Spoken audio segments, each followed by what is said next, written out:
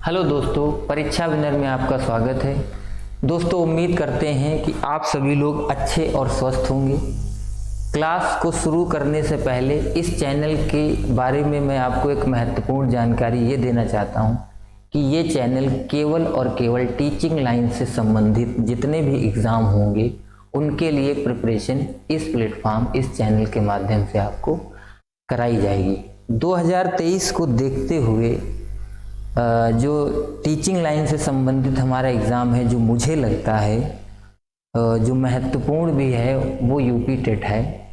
और UP TET के कुछ महत्वपूर्ण बिंदु के बारे में हम आपको यहाँ बताएंगे। उससे पहले मैं आपको ये बताना चाहता हूँ कि मैं आपके लिए मैथ्स की क्लास लूँगा।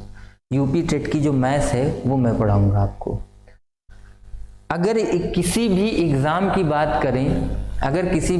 की बात करें तो सबसे पहले जब हम किसी भी एग्ज़ाम की प्रिपरेशन करते हैं तो हम ये देखते हैं कि उस एग्ज़ाम में प्रीवियस ईयर पेपर में क्या क्या किस तरीके के चैप्टर और किस तरीके के कॉन्सेप्ट पूछे गए। सबसे पहले हम ये देखते हैं और उसी से संबंधित हम तैयारी करते हैं।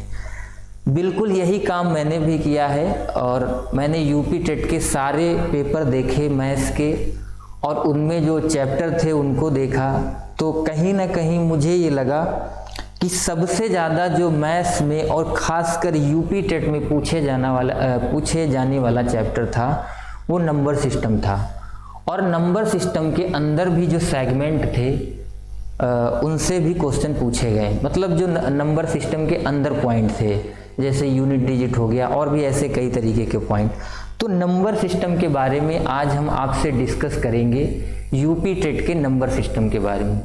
सबसे पहले मैं आपको ये बताना चाहता हूँ, जब हम प्रीवियस ईयर किसी भी एग्ज़ाम को देना चाहते हैं तो सबसे पहले प्रीवियस ईयर क्वेश्चन देखते हैं।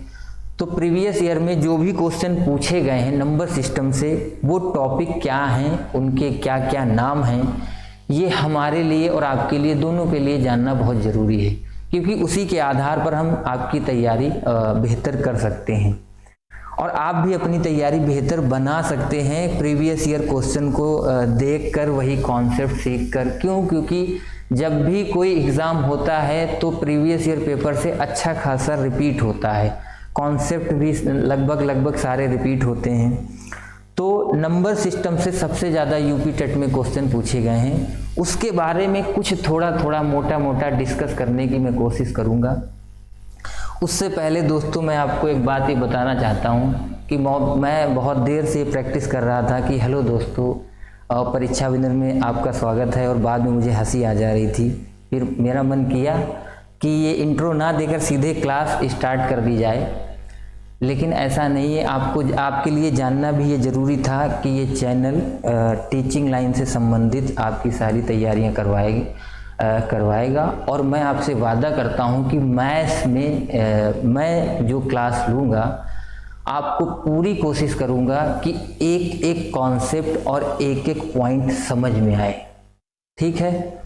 तो जैसे कि प्रीवियस ईयर में हमने यूपी टेट के क्वेश्चन की जो पेपर की जो बात की, उसमें मैंने बताया आपको कि सबसे ज़्यादा जो पूछा जाने वाला जो चैप्टर था नंबर सिस्टम था। नंबर सिस्टम से मैंने देखा कि यूपी टेट में किसी सेट में यूपी टेट में मिनिमम से मिनिमम 4 और मैक्सिमम से मैक्सिमम 8 क्वेश्चन पूछे। मतलब एक चैप्टर से 8 क्वेश्चन मैक्सिमम। जितने भी प्रीवियस ईयर पेपर हैं उनमें एक पेपर ऐसा भी है जिसमें से मैक्सिमम 8 क्वेश्चन उठाए हैं नंबर सिस्टम के बारे में। दोस्तों, मैं आपको 8 की जानकारी यहाँ पर तो दे नहीं सकता हूँ अभी, लेकिन धीरे धीरे मैं आपको सारी बातें बता दूंगा कि वो 8 क्वेश्चन कौन से हैं। फिर मैंने मोटा ये चीज़ जानने की कोशिश की कि नंबर सिस्टम में टॉपिक तो बहुत थे, लेकिन ऐसे कौन से टॉपिक थे जिनमें वो बार बार क्वेश्चन पूछ रहा था, वो भी मैं आपको बताने की कोशिश करूंगा। सबसे पहली बात, हम लोग नंबर सिस्टम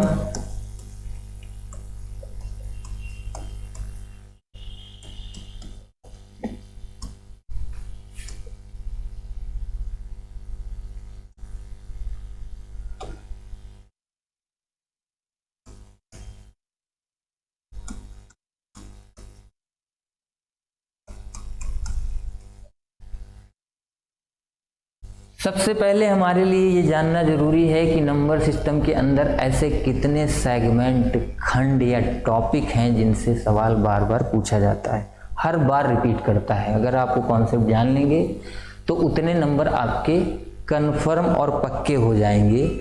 वो पॉइंट मैं बताने की कोशिश करता हूँ।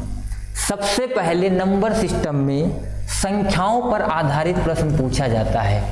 क्लासिफिकेशन ऑफ नंबर, क्लासिफिकेशन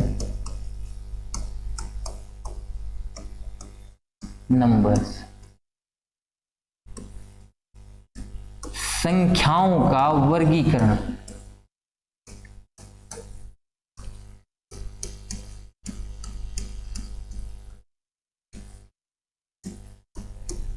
संख्याओं का वर्गीकरण नंबर में क्या है? संख्याओं का वर्गीकरण है क्लासिफिकेशन, मतलब अलग अलग संख्याओं के बारे में बताना, उनके नाम बताना कि ये संख्या क्या है, ये संख्या यहाँ पर क्या है। ठीक है, जैसे मैं हल्की से यहाँ मोटी मोटी आपको जानकारी बताऊं, जैसे हमसे सम संख्या, विषम, प्राकृतिक, नेचुरल नंबर जो होते हैं, होल नंबर, पूर्ण संख्या, धनात्मक पूर्णांक, ऋणात्मक पूर्णांक, positive integer, negative integer, prime number, composite number, rational, irrational, इनके सबके नाम पूछता है। नंबर सिस्टम में सबसे ज़्यादा इम्पॉर्टेंट जो आपका पॉइंट है, जो बिंदु है, वो क्लासिफिकेशन ऑफ नंबर्स है, संख्याओं का वर्गीकरण। एक क्वेश्चन इससे आता ही आता है एग्जाम में, और आपसे पूछेगा कि ये नंबर क्या है, इसका नाम बताइए। उस फील्ड में पूछेगा कि दो क्या है, जैसे कि दो सम संख्या भी है लेकिन अभाज्य संख्या भी है, सम अभाज्य संख्या है ना। तो यहाँ पर क्लासिफिकेशन ऑफ नंबर, संख्याओं का वर्गीकरण, इससे भी काफ़ी सारे सवाल पूछे गए हैं प्रीवियस ईयर पेपर में। दूसरा पॉइंट जो है उससे सवाल जो पूछेंगे हैं वो यूनिट डिजिट है, यूनिट डिजिट है, इकाई का अंक।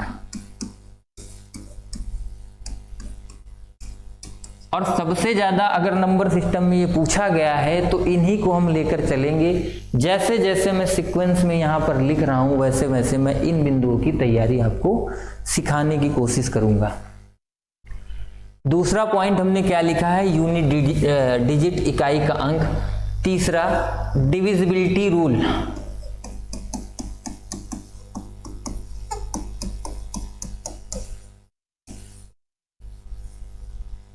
डिविजिबिलिटी रूल, विभाज्यता के नियम से सवाल आता है, विभाज्यता के नियम से प्रश्न आता है। विभाज्यता के नियम से कैसा प्रश्न होगा? विभाज्यता के नियम से सीधा सीधा प्रश्न यही होगा कि भैया ये नंबर इससे विभाजित है कि नहीं है, 3 से विभाजित है, 5 से विभाजित है। विभाज्यता के नियम।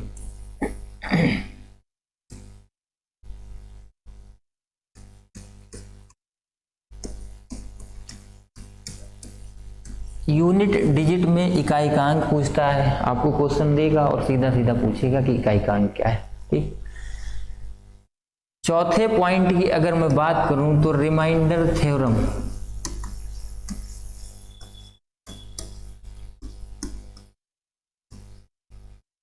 शेषफल प्रमेय,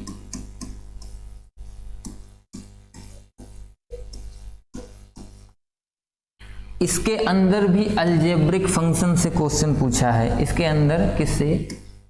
अलजेब्रिक फंक्शन से। शेषफल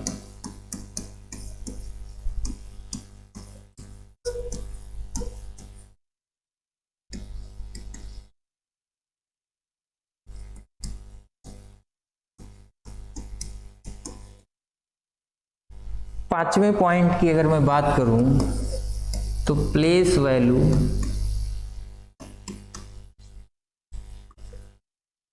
स्थानीय मान,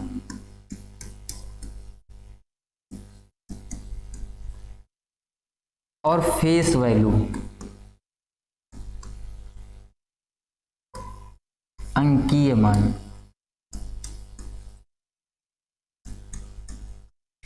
इनसे या तो सीधा सीधा क्वेश्चन पूछा गया है और या तो अंकों पर आधारित क्वेश्चन पूछा गया है। जब इसे डिस्कस करेंगे तब और अच्छी तरीके से समझ में आएगा।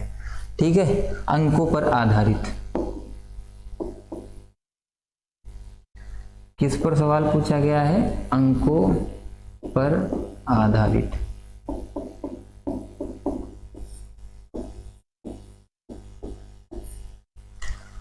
अगला जो पॉइंट पूछा गया है वो आपका है नंबर ऑफ फैक्टर से।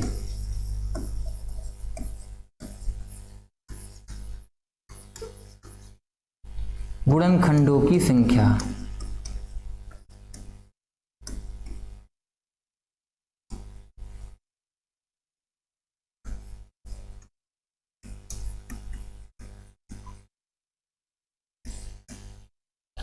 उससे अगला जो पॉइंट आपका है वो है सम ऑफ सीरीज का। श्रेणी या श्रृंखला का योग। श्रेणी या श्रृंखला का योग। और उससे आगे आपका जो पॉइंट पूछा गया है वो नंबर ऑफ जीरो से भी है। नंबर ऑफ जीरो, शून्यों की संख्या से।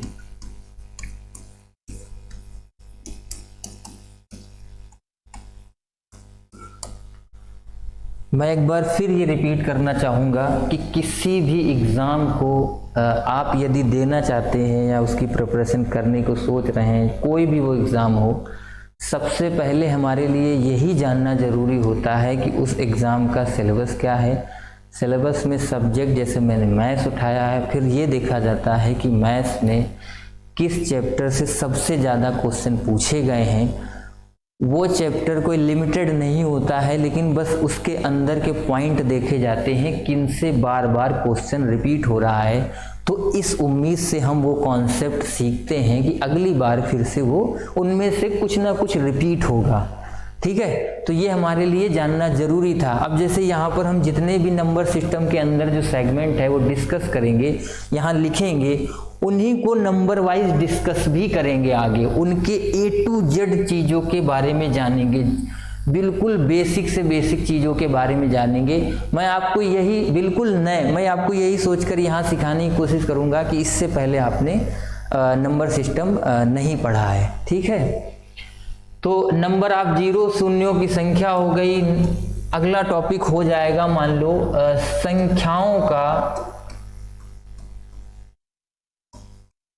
संख्याओं का जोड़ घटाव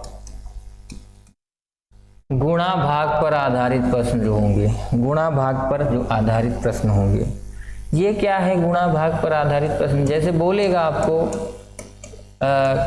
किन्हीं दो संख्याओं का गुणनफल इतना है, उनका अंतरफल इतना है, तो दोनों संख्याओं के वर्गों का योग ज्ञात कीजिए। ये संख्या इसके इतने गुनी है, उसमें से इतना घटा देते हैं तो ये प्राप्त होता है। जो इस तरीके के क्वेश्चन होंगे वो संख्याओं का जोड़ घटाव गुणा पर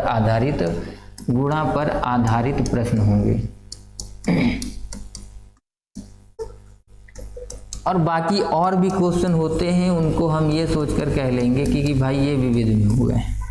ठीक है, मैं फिर से एक बार आपको ये रिपीट करना चाहता हूँ कि हम लोग नंबर सिस्टम उठाए हैं।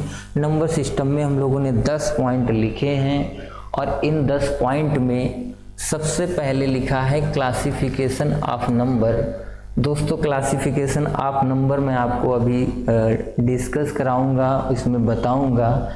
संख्याओं का वर्गीकरण, इसके बारे में सारी जानकारी देंगे। उसके बाद में इसी के यूपी टेट में जितने भी क्वेश्चन आज तक आए हैं वो सारे अभी के अभी इसे बताने के बाद में आपकी प्रैक्टिस भी करा देंगे।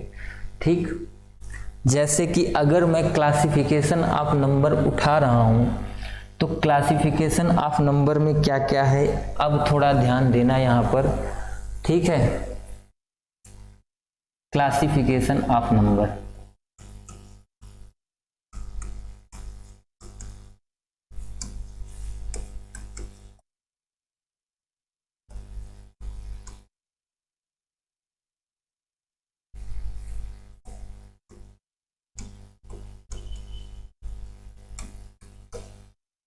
संख्याओं का वर्गीकरण मतलब संख्याओं का बंटवारा, जो संख्या है उनके अलग अलग बांट कर उनके नाम बताओ कि ये क्या है, और एक एक संख्या दो दो तीन तीन जगह आएगी। जैसे मैं फिर से रिपीट करना चाहता हूँ, एक संख्या दो दो तीन तीन जगह कैसे आएगी? अगर हमसे पूछा जाए दो क्या है, तो दो प्राकृतिक संख्या भी है। जब प्राकृतिक के केस में पूछा जाएगा, अगर हमसे दो पूछा जाए क्या है, सम विषम के केस में पूछा जाए तो दो सम संख्या है ना। भाज्य और अभाज्य, सम और विषम के केस में, इवन और ऑड के केस में पूछा तो दो इवन है, और दो ही प्राइम नंबर और कंपोजिट नंबर के केस में सम प्राइम है, स्मॉलेस्ट प्राइम है, सबसे छोटी सम अभाज्य संख्या है। कौन? दो। तो एक एक संख्याएं कई कई जगह आएंगी। क्लासिफिकेशन ऑफ नंबर में सबसे पहले हम जो नंबर होंगे जब उनको देखेंगे, जो संख्या होगी हमारी, अब ऐसा तो है नहीं कि जितनी टाइप की संख्याएं हैं हम यहीं पर एक साथ पढ़ लेंगे, ये तो सब यहीं है, यहाँ तो इतनी लाइनें खींचनी पड़ जाएंगी तो फिर तो पता चला सब यही हो गया। तो क्लासिफिकेशन का मतलब ही यही है कि क्लासिफिकेशन अलग अलग करके, तो यहाँ पर जो नंबर्स होंगे पहले उनके हम दो भाग करेंगे। कितने भाग करेंगे भाई? दो करेंगे। और उनमें वो दो भाग कौन से होंगे? एक होगा रियल नंबर। कौन सा होगा?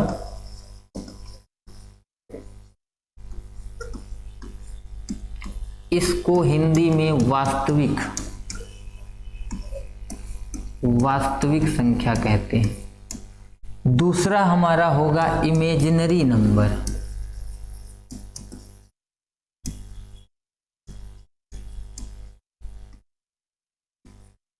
काल्पनिक संख्या।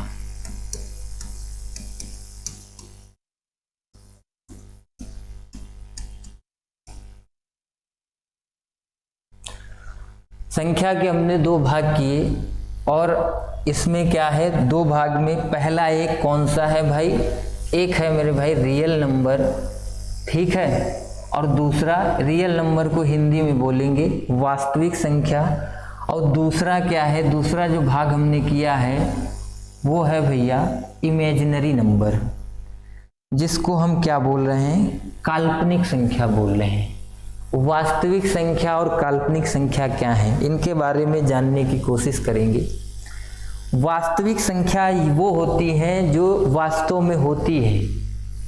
चलो ये ना समझ में आए तो वास्तविक संख्या वो होती हैं जो नंबर लाइन संख्या रेखा पर दिखाई जा सकती हैं, जो वास्तव में वही वास्तविक संख्या होंगी। जो संख्याएं संख्या रेखा नंबर लाइन पर रिप्रेजेंट की जा सकती हैं वही संख्याएं क्या कहलाती हैं? वास्तविक संख्याएं कहलाती हैं। जैसे कि मैं हिंदी में लिख दे रहा हूं कि जिन संख्याओं को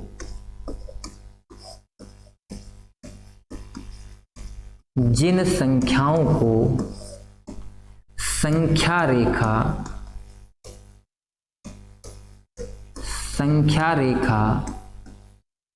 नंबर, जिन संख्याओं को संख्या रेखा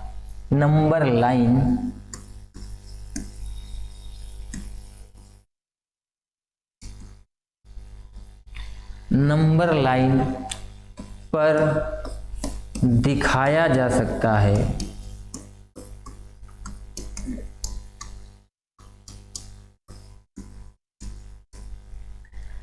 जिन संख्याओं को संख्या रेखा नंबर लाइन पर दिखाया जा सकता है वो क्या होती हैं? वास्तविक संख्याएं होती हैं। वास्तविक संख्याएं जैसे कौन कौन होंगी? वास्तविक संख्याएं 1 2 3 4 5 भी हो सकती हैं।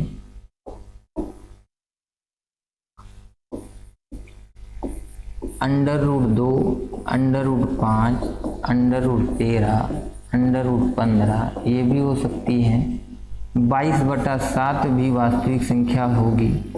पाई भी वास्तविक संख्या होगी। इसको भी नंबर लाइन पर दिखाया जा सकता है, इसको भी नंबर लाइन पर दिखाया जा सकता है। फाइनली कहने का मतलब ये है कि वास्तविक संख्याएं वो सभी वास्तविक संख्याएं कहलाएंगी। वास्तविक संख्याएं वो सभी संख्याएं होंगी जो रूट के अंदर माइनस में ना हो। जैसे मैं फिर से आपको बोल रहा हूँ, मैं सिखाने की कोशिश कर रहा हूँ आपको कि वास्तविक संख्याएं कौन सी होंगी जो रूट के अंदर माइनस में ना हो। रूट के अंदर या क्यूब रूट के अंदर या फोर्थ रूट के अंदर जो संख्याएं माइनस की होती हैं उनको नंबर लाइन पर नहीं दिखाया जा सकता है। ठीक जैसे इमेजिनरी नंबर की अगर बात करें तो सीधा सीधा यही लिख देंगे कि जिन संख्याओं को नंबर लाइन पर नहीं दिखाया जा सकता, जिन्हें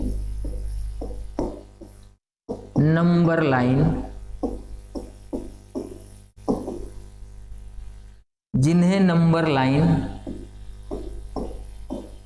पर नहीं दिखा सकते,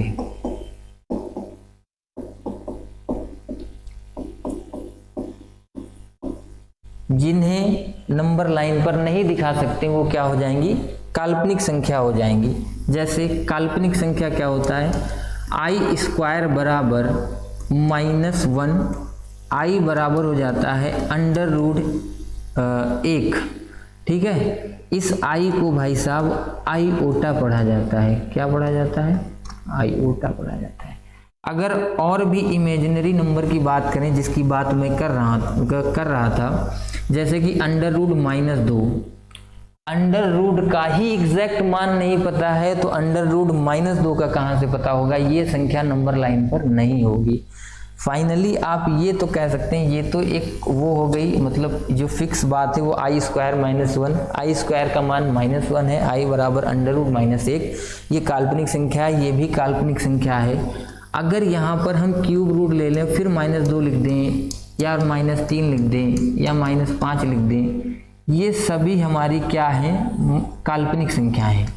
कौन है, काल्पनिक संख्या।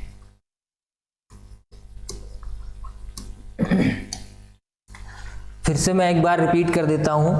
सबसे पहले हम लोगों ने एक पॉइंट उठाया, एक बिंदु उठाया, क्लासिफिकेशन ऑफ नंबर। उसमें हम नंबर के 2 भाग किए हैं, एक वास्तविक संख्या और एक काल्पनिक संख्या, रियल नंबर और इमेजिनरी नंबर।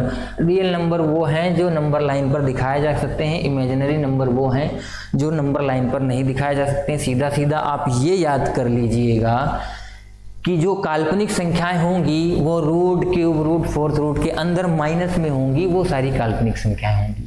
रही बात इसकी मेरे भाई, तो आप ये सीख लीजिएगा कि अगर आई स्क्वायर बराबर -1 है तो स्क्वायर हटेगा तो उधर रूट लगेगा। ठीक है, उधर रूट लगेगा तो वो नंबर रूट में हो जाएगा और माइनस का, और वो काल्पनिक नंबर है। ठीक, यहाँ पर उसके बाद में इमेजिनरी नंबर की कहानी तो सिर्फ इतनी ही है। इमेजिनरी नंबर की जो कहानी है वो सिर्फ इतनी है। रियल नंबर के फिर से हम लोग 2 भाग करके और 2 प्रकार की संख्याओं के बारे में और जानने की कोशिश करेंगे। जैसे रियल नंबर में अभी आपने देख लिया कौन कौन सी संख्याएं आई हैं, उसमें किस किस टाइप की आई हैं, तो उसी में से 2 को उठाकर 2 नाम लिखकर डिस्कस कर लेंगे। रियल नंबर, वास्तविक संख्या,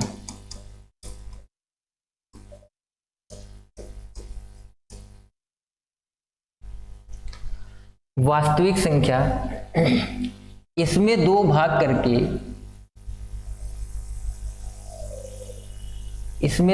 करके 2 संख्याओं के बारे में और जानने की कोशिश करेंगे। एक तो होगा रेशनल नंबर, एक होगा क्या,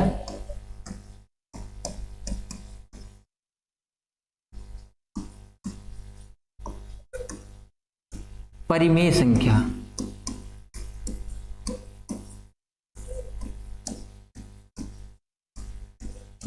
और दूसरा इर्रेशनल नंबर।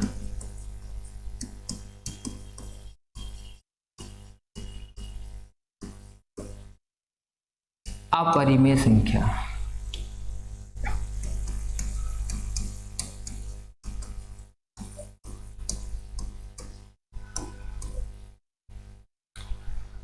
रेशनल नंबर, परिमेय संख्या कौन सी होती हैं, जो संख्याएं P/Q के रूप में होती हैं या लिखी जा सकती हैं उन्हें परिमेय संख्या कहते हैं।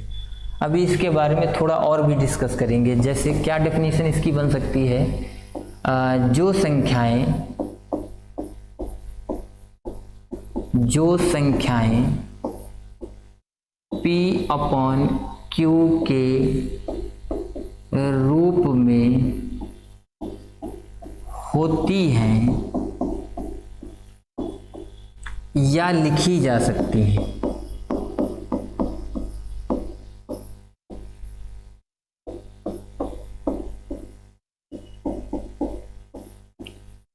परिमेय संख्या कहलाती है। दो बातें क्यों लिखी कि जो संख्याएं P अपॉन Q के फॉर्म में होती हैं या लिखी जा सकती हैं वही परिमेय संख्या होती हैं।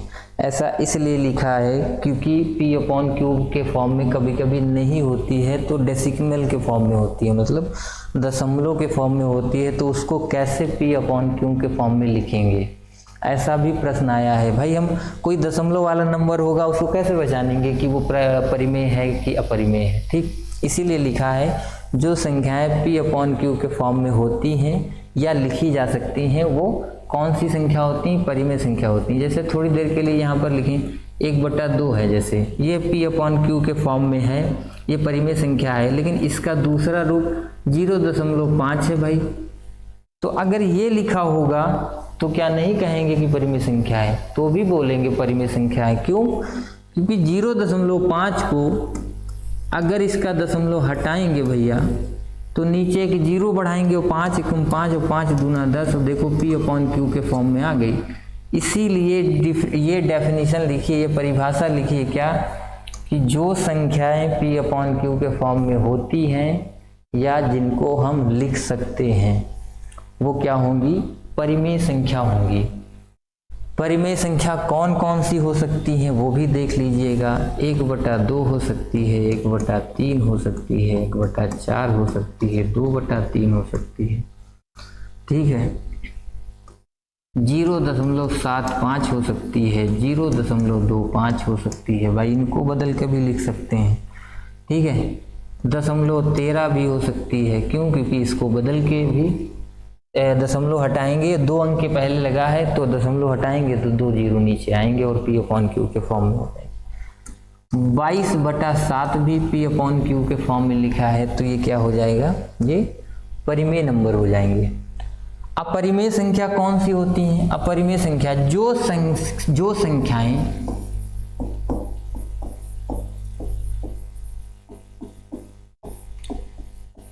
P अपॉन Q के रूप में ना तो होती हैं ना लिखी जा सकती, ना तो होती हैं ना लिखी जा सकती हैं।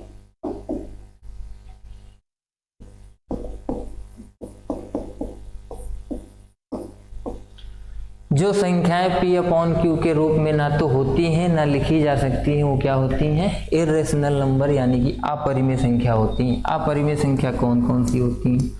अपरिमेय संख्या जितनी भी रूट क्यूब रूट वाली संख्याएं होंगी वो सब अपरिमेय संख्या होंगी। क्यों?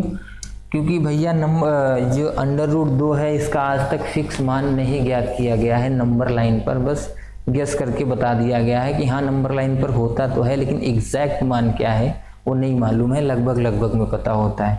ठीक है, तो यानी ये बोल सकते हैं कि दशमलव के बाद अंक निकलते ही चले जाते हैं और जिनको हम रोक नहीं सकते हैं। इससे थोड़ा और आगे बढ़कर सीखेंगे अभी। या दशमलव वाला कोई ऐसा नंबर 6, 7, 8, 13, 17, 19 ऐसे बढ़ता चला जाए वो क्या हो जाएगा, अपरिमेय संख्याएं हो जाएंगी।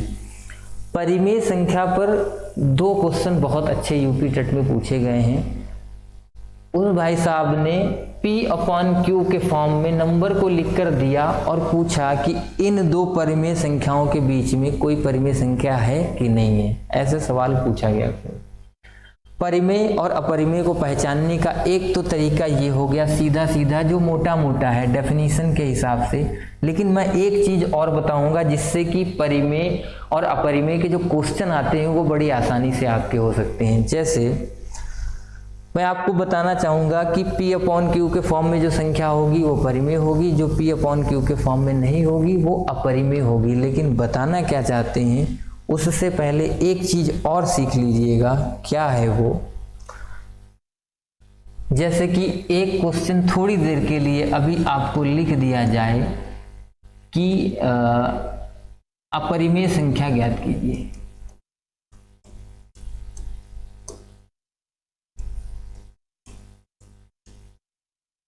मान लो ये क्वेश्चन है कि आपको अपरिमेय संख्या बताना है। ऑप्शन नंबर 1 है 22/7, ऑप्शन नंबर बी है भाई साहब पाई है आपका, और ऑप्शन नंबर सी है 1/2, ऑप्शन नंबर डी है इनमें से कोई नहीं।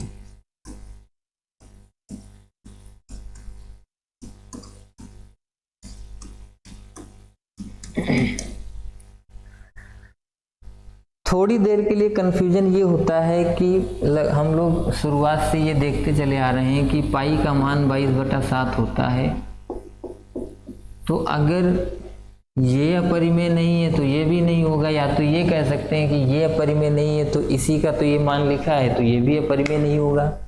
लेकिन ऐसा नहीं है, इसमें पाई अपरिमेय संख्या है जबकि इसी का मान ये लिखा है। लेकिन भाई साहब ये लगभग में लिखा जाता है।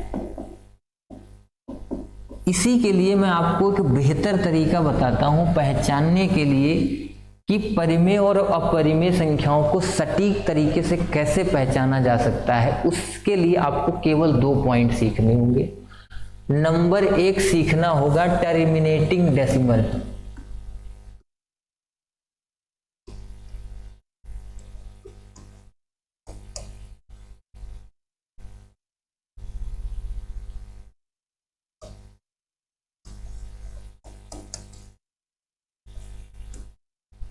टर्मिनेटिंग डेसिमल का मतलब होता है शांत या समाप्त दशमलव। शांत या समाप्त दशमलव।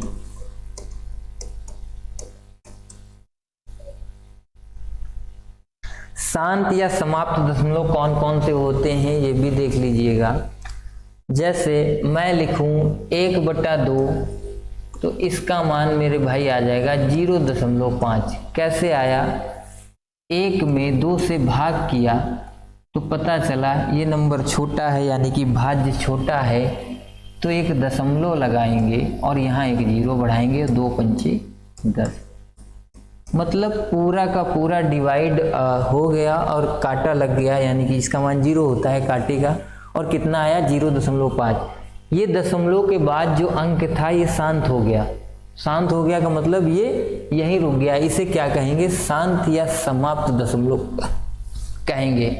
जैसे थोड़ी देर के लिए मैं लिख दूं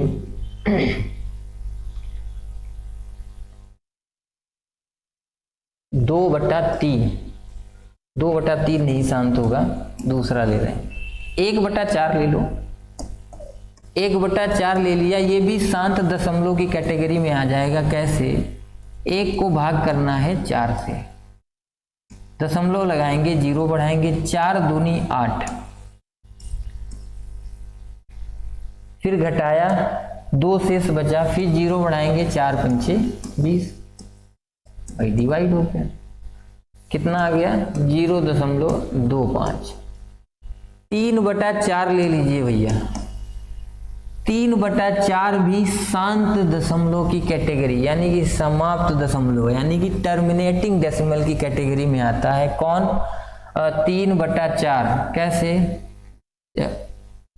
4 से भाग लगाएंगे 3 में, ये छोटा है तो दशमलव लगाया, 0 बढ़ाया, 4 सत्ते 28, घटाया, 2 शेषफल आया, फिर 0 उतारा, 4 पंचे 20, डिवाइड हो गया, शांत हो गया, दशमलव के 2 अंक तक गया। मैं फिर आपको एक बार ये चीज बताना चाहता हूं कि एक बार जो कॉन्सेप्ट सीखिए भैया वो कंप्लीट सीखिए, ताकि उसको बार बार पढ़ने की ज़रूरत ना पड़े और आपके दिमाग में रहे।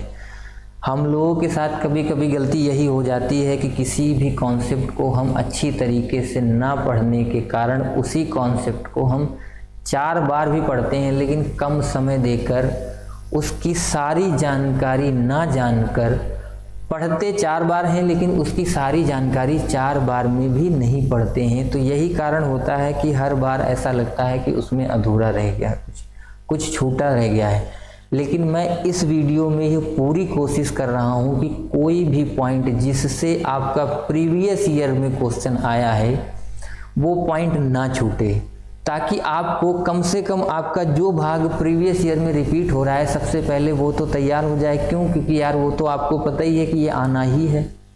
ठीक, तो क्लासिफिकेशन ऑफ नंबर में सबसे पहले नंबर के दो पार्ट किए थे, एक वास्तविक संख्या, एक काल्पनिक संख्या, रियल नंबर और इमेजिनरी नंबर, और बता दिया था अंडर रूट या क्यूब रूट या फोर्थ रूट के अंदर जो भी माइनस की संख्याएं होंगी वो काल्पनिक संख्याएं हो जाएंगी, उनको छोड़कर जितनी संख्याएं होंगी भैया वो वास्तविक संख्याएं हो जाएंगी। उसके बाद काल्पनिक संख्या की कहानी वहीं पर सिमट जाती है और ख़त्म हो जाती है। उसके बाद चालू होती है रियल नंबर, वास्तविक संख्याओं को सीखने की बारी। ठीक है, वास्तविक संख्याओं में बहुत सारी संख्याएं आपको बताई थी। वास्तविक संख्याओं के दो भाग करके उसी में दो और नई संख्या सीख रहे हैं, जिनका नाम क्या है? परिमेय और अपरिमेय संख्या, रेशनल और इरेशनल नंबर। दोनों की डेफिनेशन बता दी। ऐसा नहीं है कि वहाँ बताया नहीं, चाहते तो उसको भी बताकर आगे बढ़ सकते थे और संख्याएं वहाँ पर लिख दी थी, लेकिन नहीं, क्वेश्चन पूछा गया और घुमा घुमा कर पूछा गया है, कंफ्यूज करने के लिए भी पूछा गया है। जैसे अगर वहां लिखा था कि P अपॉन Q के फॉर्म में होगी तो परिमेय होगी और P अपॉन Q के फॉर्म में नहीं होगी तो अपरिमेय होगी, तो सबसे पहला कंफ्यूजन तो यही पैदा हो जाएगा कि भैया पाई का मान 22/7 है, या तो ये कह लीजिए 22/7 पाई का मान है। अगर 22/7 परिमेय है तो पाई क्या है? 22/7 परिमेय है तो फिर पाई क्या है भैया? क्योंकि 22/7 तो पाई का मान है, लगभग में है। ठीक है, मैं पता है, मान रहा हूं कि आपको पता है कि लगभग में है, लेकिन क्यों ऐसा हो रहा है ये बताने के लिए भाई मेरे 2 पॉइंट आपको सीखना पड़ेगा। इसके बाद ये जो रेशनल और इरेशनल, परिमेय और अपरिमेय संख्या का जो कॉन्सेप्ट है उसका कोई भी बिंदु मुझे नहीं लगता है कि यूपी टेट के अकॉर्डिंग आपको छूट जाएगा, कंप्लीट रेडी हो जाएगा। फिर रेशनल और इरेशनल नंबर से अगर कोई भी क्वेश्चन आता है आप आसानी से कर पाओगे। तो मैंने वहाँ P अपॉन Q के फॉर्म की बात करी। अगर उसके अलावा पहचानना चाहें तो कैसे पहचानेंगे मैं बता दूं। मैं नंबर 1 पॉइंट आपको सिखा रहा हूँ, टर्मिनेटिंग डेसिमल। इसका मतलब होता है समाप्त या शांत दशमलव। समाप्त और शांत दशमलव क्या होता है? इसके 3 एग्जाम्पल आपको दिए। ऐसा दशमलव जो जाकर शांत हो जाए, जैसे इसमें क्या हुआ, 1 अंक के बाद शांत हो गया। इसमें क्या हुआ, 2 अंक के बाद दशमलव शांत हो गया। इसमें भी क्या हुआ, 2 अंक के बाद दशमलव शांत हो गया। ठीक है, उसके बाद में दूसरा पॉइंट जो है नॉन टर्मिनेटिंग डेसिमल है। Non terminating decimal.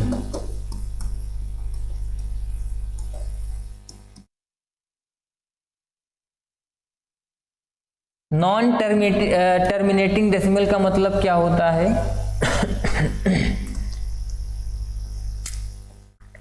इसका मतलब होता है अशांत दशमलव। अशांत दशमलव, अशांत दशमलव, non terminating but repeating decimal है ये।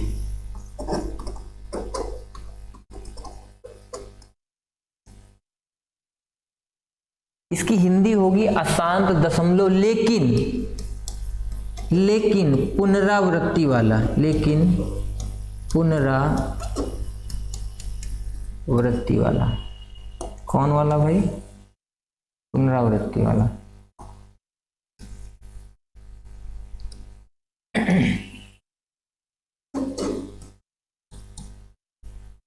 परिमेय और अपरिमेय संख्या को सीखने के लिए हम लोग 2 नए पॉइंट सीख रहे हैं। एक तो है टर्मिनेटिंग डेसिमल, समाप्त या शांत दशमलव। दूसरा है non terminating decimal but repeating या रेकरिंग डेसिमल होगा। इसका मतलब हिंदी मतलब होता है अशांत दशमलव लेकिन पुनरावृत्ति वाला। मतलब दशमलव के बाद अंक नहीं रुकेगा लेकिन अंक रिपीट करेगा। इसका मतलब मेरे भाई ये है। मैं इसका एग्जाम्पल भी आपको दिखा देता हूँ। जैसे मैं 1/3 को अगर लिखूँ और आप 1/3 को भाग देने जाएं, आप 1/3 को भाग देना जाएं, 1 में 3 से भाग दें तो ये छोटा है तो यहाँ दशमलव लगाएंगे, फिर 0 बढ़ाएंगे जीरो बढ़ाएंगे तो 3 तिया 9 हो जाएगा, फिर 1 शेषफल, फिर 3 तिया 9। अब भाई साहब जिंदगी भर पेन कॉपी पकड़कर बैठे रहोगे और 3 से भाग करते जाओगे और दशमलव के जो बाद 3 है वो रुकेगा नहीं, वो पुष्पा हो गया, ना तो झुकेगा ना रुकेगा। ठीक है, तो इसी को कहेंगे अशांत दशमलव, है ना। पुष्पा दशमलव भी बोल सकते हो आप लोग। कौन सा वहां रिटर्न में एग्जाम देना है। 1/3 ये एक परिमेय नंबर है, लेकिन क्या हो जाएगा 0.3333 और ये चलता चला जाएगा। अगर 2/3 की बात करें तो 0.3 छक 18, 3 छक 18 ऐसे ऐसे चलता चला जाएगा। ना मानिए तो करके देख लीजिएगा। 2 को 3 से भाग कर रहे हैं तो ये नंबर छोटा है, भाज्य छोटा है, भाजक से तो क्या करेंगे दशमलव लगाएंगे, 0 बढ़ाएंगे, 3 छक 18, फिर 2 शेषफल, फिर 3 छक 18, फिर 2 शेषफल, फिर 0 बढ़ाया, 3 छक 18। कहाँ रुक रहा है। तो फिर से मैं रिपीट कर दे रहा हूँ, मैं आपको रटा के रहूँगा। जो लोग पढ़ने वाले हैं, जो इस चीज़ को सीखना चाहते हैं, वो लोग जान लें कि आज के बाद भैया आपको परिमेय और अपरिमेय में कोई दिक्कत नहीं होगी। उसके लिए मैंने आपको 2 पॉइंट डेफिनेशन तो लिखा दी है कि P/Q के फॉर्म में जो होंगी वो परिमेय, जो नहीं होंगी वो अपरिमेय। यहाँ से याद कर सकते हैं, कोई इशू नहीं है। लेकिन आप परिमेय अपरिमेय का जो एक एक क्वेश्चन भी करना चाहते हैं, इसके लिए 2 पॉइंट ये जरूरी हैं। टर्मिनेटिंग डेसिमल ये हो जाएगा शांत या समाप्त दशमलव। इसके बारे में बताया कि भैया ये समाप्त हो गया, ये झुक गया और ये रुक गया, ये पुष्पा नहीं है। Non terminating decimal but repeating decimal या रेकरिंग डेसिमल होता है, आसान दशमलव लेकिन पुनरावृत्ति। अशांत मतलब रुकना नहीं, शांत नहीं होना। जो रुक जाएगा वो शांत हो जाएगा। तो अशांत कौन है। अब जैसे आप एक चीज देखिए कि शांत दशमलव है तो भी P/Q के फॉर्म में है, इसका मतलब शांत दशमलव वाला भी नंबर परिमेय नंबर होगा। जो शांत दशमलव है वो भी परिमेय नंबर होगा, और जो भाई साहब अशांत है वो भी P/Q के फॉर्म में लिखा है। अब यही चीज जब बार बार रिपीट कर रही होती है मेरे भाई, इसी को खत्म करने के लिए बार लगा दिया जाता है। और यही 0.3 बार को जब हम हल करेंगे, इसके बारे में जब हम सीखेंगे, जब इसको हल करेंगे तो मेरे भाई 1/3 ही निकल कर आएगा। इसका मतलब आप मेरे भाई यहाँ से भी पहचान सकते हो कि ये परिमेय संख्या है। मैं यही आपको बताना चाहता हूँ कि कोई नंबर टर्मिनेटिंग डेसिमल यानी कि शांत दशमलव में, या कोई number non terminating decimal but repeating decimal में लिखा है तो वो परिमेय नंबर होगा। नॉन टर्मिनेटिंग और टर्मिनेटिंग में अगर लिखा है तो क्या होगा, वो परिमेय नंबर होगा। जैसे मैं थोड़ी देर के लिए आपको बता दूं कि 0 अगर 5 लिखा है तो इसको मेरे भाई 5/10 1/2 करके बता सकते हैं कि ये क्या है, परिमेय नंबर है। इस क्वेश्चन के बारे में अगर आपको जानकारी देना चाहें तो अगर आपको नहीं पता है तो याद कर लीजिएगा, पाई का मान 22/7 नहीं होता है, ये लगभग में मान होता है। ये क्या होता है, लगभग में मान होता है। इसीलिए 22/7 एक परिमेय नंबर है और पाई एक अपरिमेय नंबर है। पाई के मान की अपनी खुद की एक बुक है और उसमें पाई का मान लिखा है 3.14 और फिर उसके आगे डिजिट इतने सारे लिखे हैं डिजिट दशमलव के बाद में, तो उसकी अपनी खुद की एक किताब है। या तो परिमेय और अपरिमेय के केस में मेरे भाई आप ये बोल सकते हैं कि जो शांत दशमलव वाली संख्याएं होंगी या अशांत दशमलव वाली संख्याएं होंगी वो भी परिमेय होंगी। तो 22/7 मेरे भाई शांत दशमलव की कैटेगरी में आता है कि अशांत दशमलव की कैटेगरी में आता है। मेरे भाई अशांत दशमलव की कैटेगरी में आता है।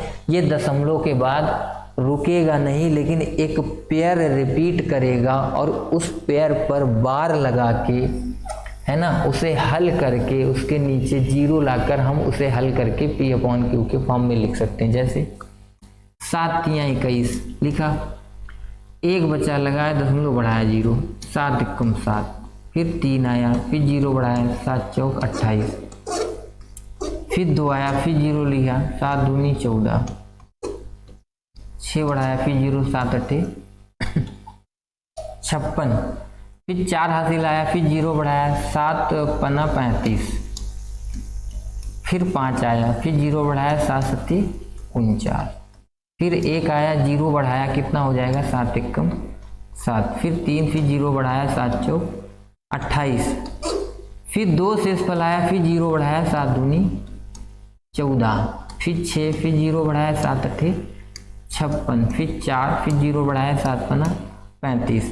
तो यहाँ से ये बात पता चल रही है कि जो टर्मिनेटिंग और नॉन टर्मिनेटिंग डेसिमल हमने सीखा है उससे क्या जानकारी प्राप्त हुई कि 22/7 जैसे मान लो क्यों परिमेय नंबर है भैया, 3.1428 यहाँ से यहाँ तक देखो, जो नंबर लिखा है उसके आगे यहाँ से यहाँ तक भी वही नंबर आएगा।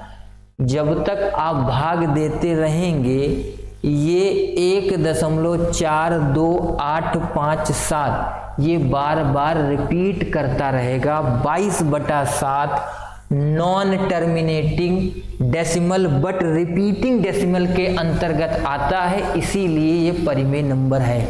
जरूरी नहीं है कि रिपीटिंग जो डेसिमल हो वो केवल एक अंक का ही हो, वो अपना खुद का पेयर हो सकता है। मान लो बार बार 32 रिपीट कर रहा है, बार बार 64 रिपीट, 6464 रिपीट कर रहा है, तो ऐसे ही 22/7 नॉन रिपीटिंग डेसिमल में आता है। नॉन रिपीटिंग डेसिमल में कौन सा है, नॉन टर्मिनेटिंग डेसिमल में रिपीटिंग डेसिमल है। तो 22/7 क्या है मेरे भाई, परिमेय संख्या है, और पाई क्या है, अपरिमेय संख्या है। पाई क्या है, अपरिमेय संख्या है। फिर से मैं एक बार रिपीट कर दूं आपको कि हम लोग क्या पढ़ रहे हैं, नंबर में पहले हमने वास्तविक संख्या और काल्पनिक संख्या, रियल और इमेजिनरी जानी है। फिर इमेजिनरी की कहानी वहीं समाप्त हो गई थी, उसके बाद हम लोग रियल नंबर पर आए। रियल नंबर को हम लोगों ने 2 भाग में बांटा, और 2 भाग में बांटकर सबसे पहले परिमेय संख्या और अपरिमेय संख्या के बारे में सीखा। परिमेय संख्या जो P/Q के फॉर्म में होती हैं या लिखी जा सकती हैं, होती हैं या 0.5 को 1/2 बना लो, होती हैं या जो लिखी जा सकती हैं वो परिमेय संख्या कहलाती हैं। अपरिमेय संख्या कौन होती हैं, जो ना तो P/Q के फॉर्म में होती हैं और ना ही लिखी जा सकती हैं, वो क्या होती हैं, अपरिमेय संख्या होती हैं। इसीलिए पाई अपरिमेय संख्या है। क्यों, क्योंकि भैया दशमलव के बाद में उनका कोई भी अंक रिपीट नहीं होता है, हर नंबर अलग आता है, कोई भी पेयर नहीं मिला कि बार बार वो रिपीट कर रहा हो, वो अपरिमेय 22/7 परिमेय है। ठीक है, उसके बाद में परिमेय और अपरिमेय पढ़ने के बाद में हम लोग सीखेंगे क्या, पूर्णांक। क्या सीखेंगे, पूर्णांक। देख लो भाई, पूर्णांक क्या है, इंटीजर पूर्णांक।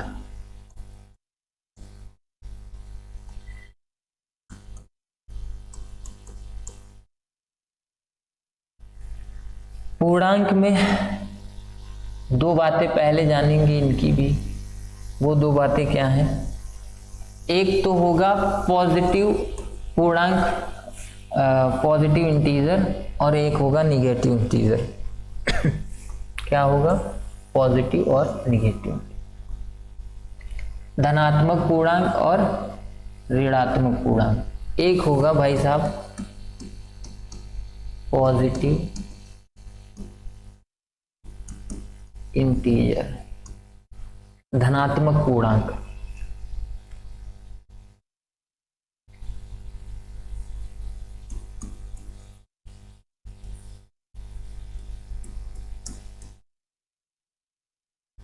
दूसरा क्या होगा,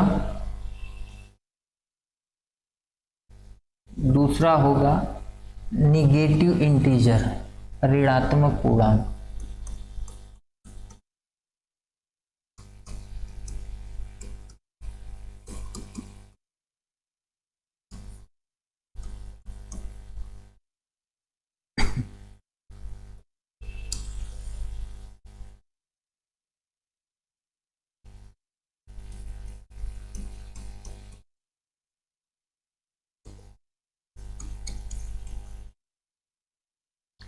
पॉजिटिव इंटीजर और नेगेटिव इंटीजर क्या होता है? धनात्मक पूर्णांक और ऋणात्मक पूर्णांक। कौन से होते हैं भाई? धनात्मक पूर्णांक जो पूर्ण नंबर हों, कंप्लीट हों, वही धनात्मक पूर्णांक हैं। पॉजिटिव मतलब प्लस के हों, इनको लिख सकते हो अनंत तक। निगेटिव कौन से होंगे? जो भैया माइनस के साथ हों, है ना।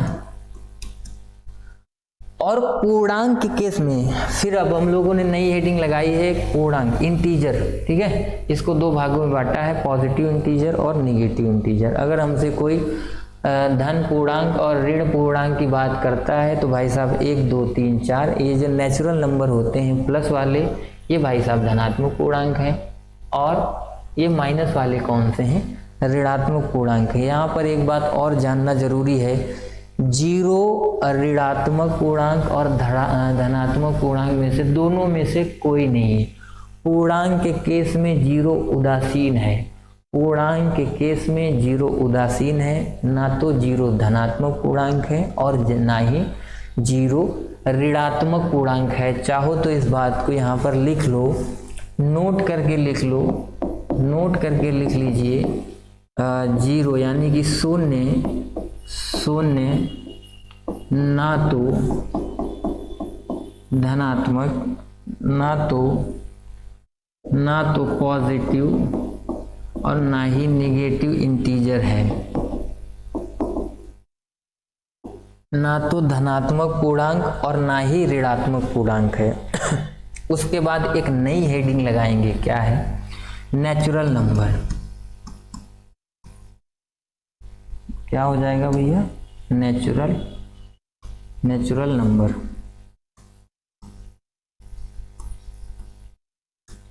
प्राकृतिक संख्याएं,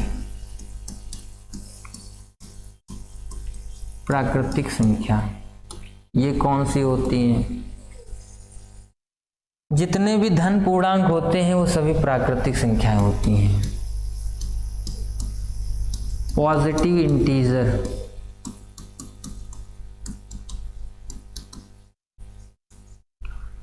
धन पूर्णांक क्या होंगे? नेचुरल नंबर होंगे। धन पूर्णांक आपके क्या हैं? 1 2 3 4 लिख लो आगे तक ऐसे। उसके बाद आएगा होल नंबर।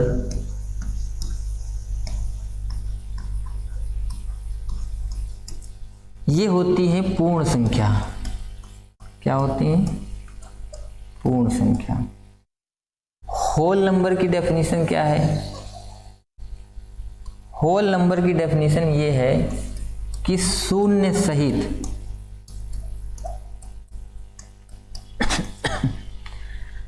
सहित प्राकृतिक संख्या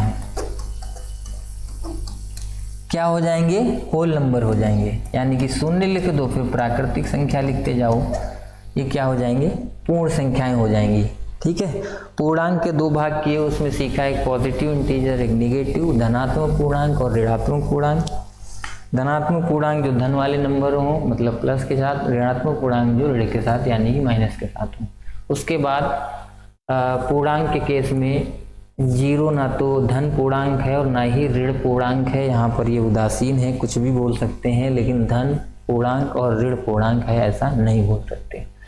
दूसरी बात है, अगली हेडिंग लगाई नेचुरल नंबर। नेचुरल नंबर धन पूर्णांक के जितने भी नंबर होते हैं वो नेचुरल नंबर होते हैं, प्राकृतिक संख्याएं होती हैं। मतलब जो आपने धन पूर्णांक के नंबर लिखे हैं इनको क्या कहेंगे? नेचुरल नंबर यानी कि प्राकृतिक संख्याएं। प्राकृतिक संख्याएं मतलब गिनती, ऐसे भी बोल सकते हो। ठीक, आप अपने याद करने के लिए। ठीक, अगली बार फिर एक हेडिंग लगी है होल नंबर। क्या लगी है? Whole number. होल नंबर पूर्ण संख्या है। पूर्ण संख्या क्या होती है? जीरो सहित, जीरो लिखो, जीरो सहित प्राकृतिक संख्याएं क्या होंगी? पूर्ण संख्याएं होंगी। उसके बाद एक बार और हम हेडिंग लगाएंगे, क्या? पूर्ण संख्या, और दो संख्याओं को और सीखेंगे। वहां पर आप चाहते तो पूर्ण संख्याओं को वहां पर 4 भाग कर सकते थे, सम विषम भी अलग पढ़ सकते, कोई इश्यू नहीं है। पूर्ण संख्या है ना।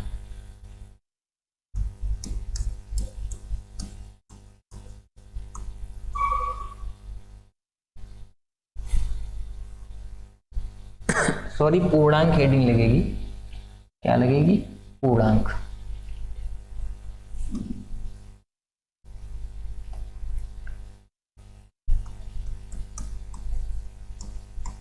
इंटीजर।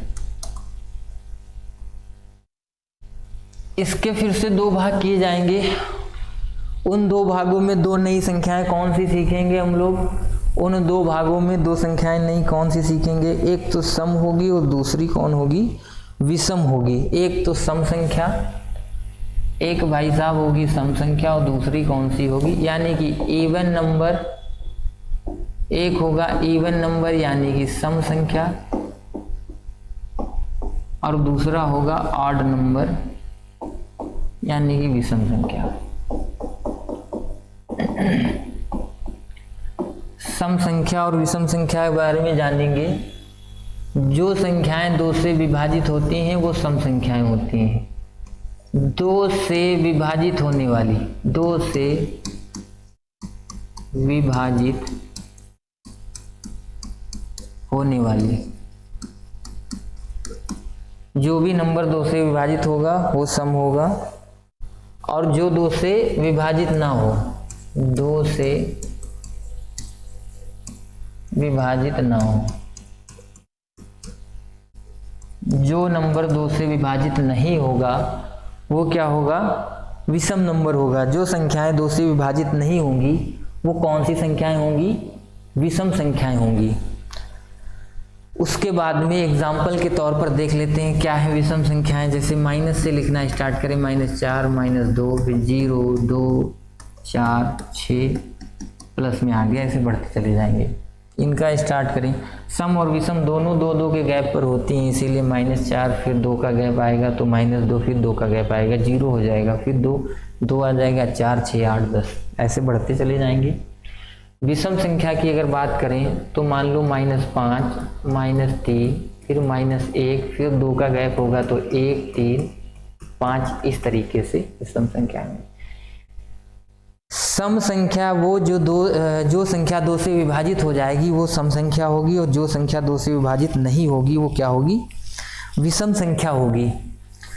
इस केस में एक क्वेश्चन पूछा जाता है कि 0 क्या है, तो यहाँ नोट करके लिख लीजिए 0 एक सम है।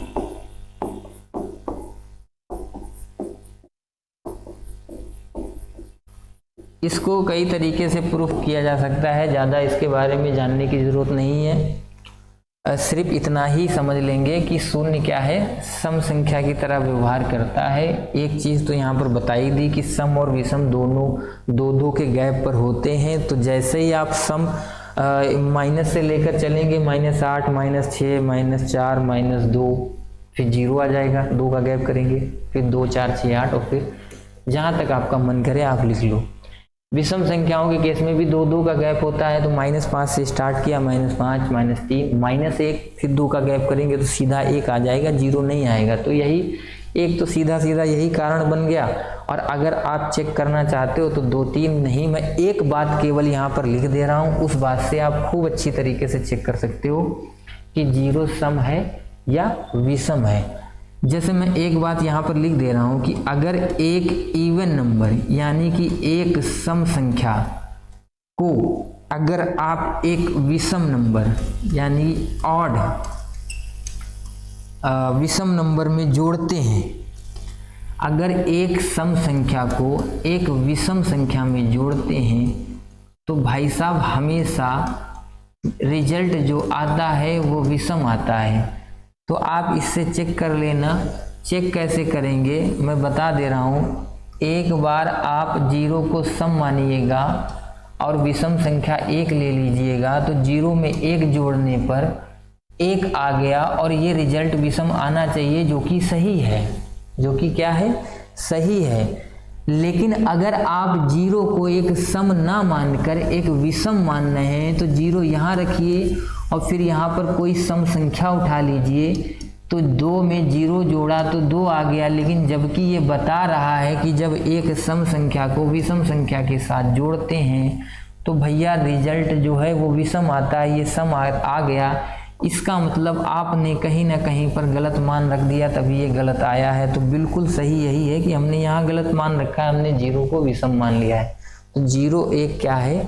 सम संख्या है। ठीक है, हम लोगों ने क्या सीख लिया है? पूर्णांक में सम और विषम सीख लिया है। ठीक है, अब हम हेडिंग डालेंगे धनात्मक पूर्णांक, 2 नंबर और सीखेंगे। पॉजिटिव इंटीजर,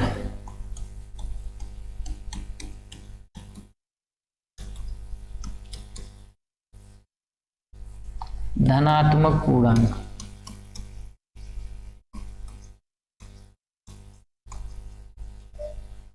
धनात्मक पूर्णांक के 2 भाग कर लेंगे। एक में लिखेंगे प्राइम नंबर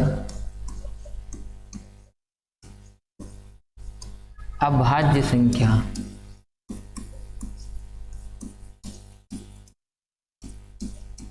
दूसरे में लिखेंगे composite number.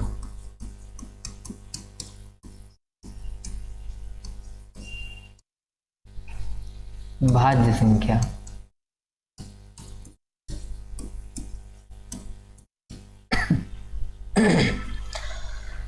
Positive integer heading लगाने के बाद में 2 भाग कर लिए और उन 2 भागों में क्या सीख रहे हैं? अभाज्य और अभाज्य। क्या सीख रहे हैं भाई? भाज्य और अभाज्य सीख रहे हैं। भाज्य और अभाज्य संख्याएं कौन सी होती हैं? इसकी डेफिनेशन होगी जिन संख्या के केवल और केवल 2 गुणनखंड हो। जिन संख्या के केवल और केवल 2 गुणनखंड हो।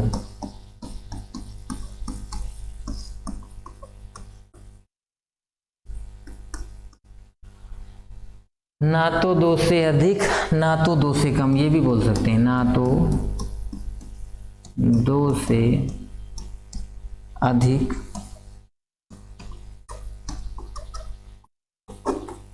ना तो 2 से कम। पॉजिटिव इंटीजर के 2 भाग किए और उसमें 2 भाग में पहला है, एक है प्राइम नंबर, ठीक है, दूसरा है कंपोजिट नंबर, एक है अभाज्य संख्या, दूसरा है भाज्य संख्या। अभाज्य संख्या की डेफिनेशन है जिन संख्या के केवल और केवल 2 गुणनखंड हों, ना तो 2 से अधिक और ना ही 2 से कम, केवल 2 होने चाहिए। वैसी संख्या क्या होगी?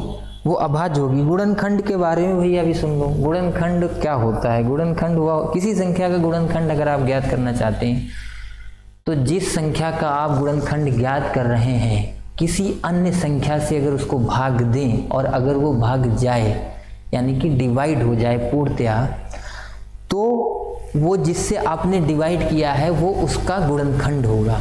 ठीक है, अभी आगे बता भी देंगे। प्राइम नंबर अभाज्य संख्या क्या है? जिन संख्या के केवल और केवल 2 गुणनखंड हो, ना तो 2 से अधिक ना तो 2 से कम, तो वो संख्या क्या होंगी? अभाज्य संख्या कहलाएंगी। जैसे मैं लिख दूं यहां पर ओनली 2 फैक्टर,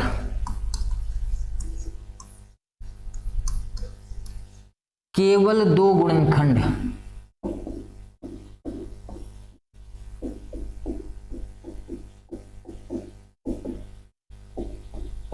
वो 2 गुणनखंड कौन होंगे?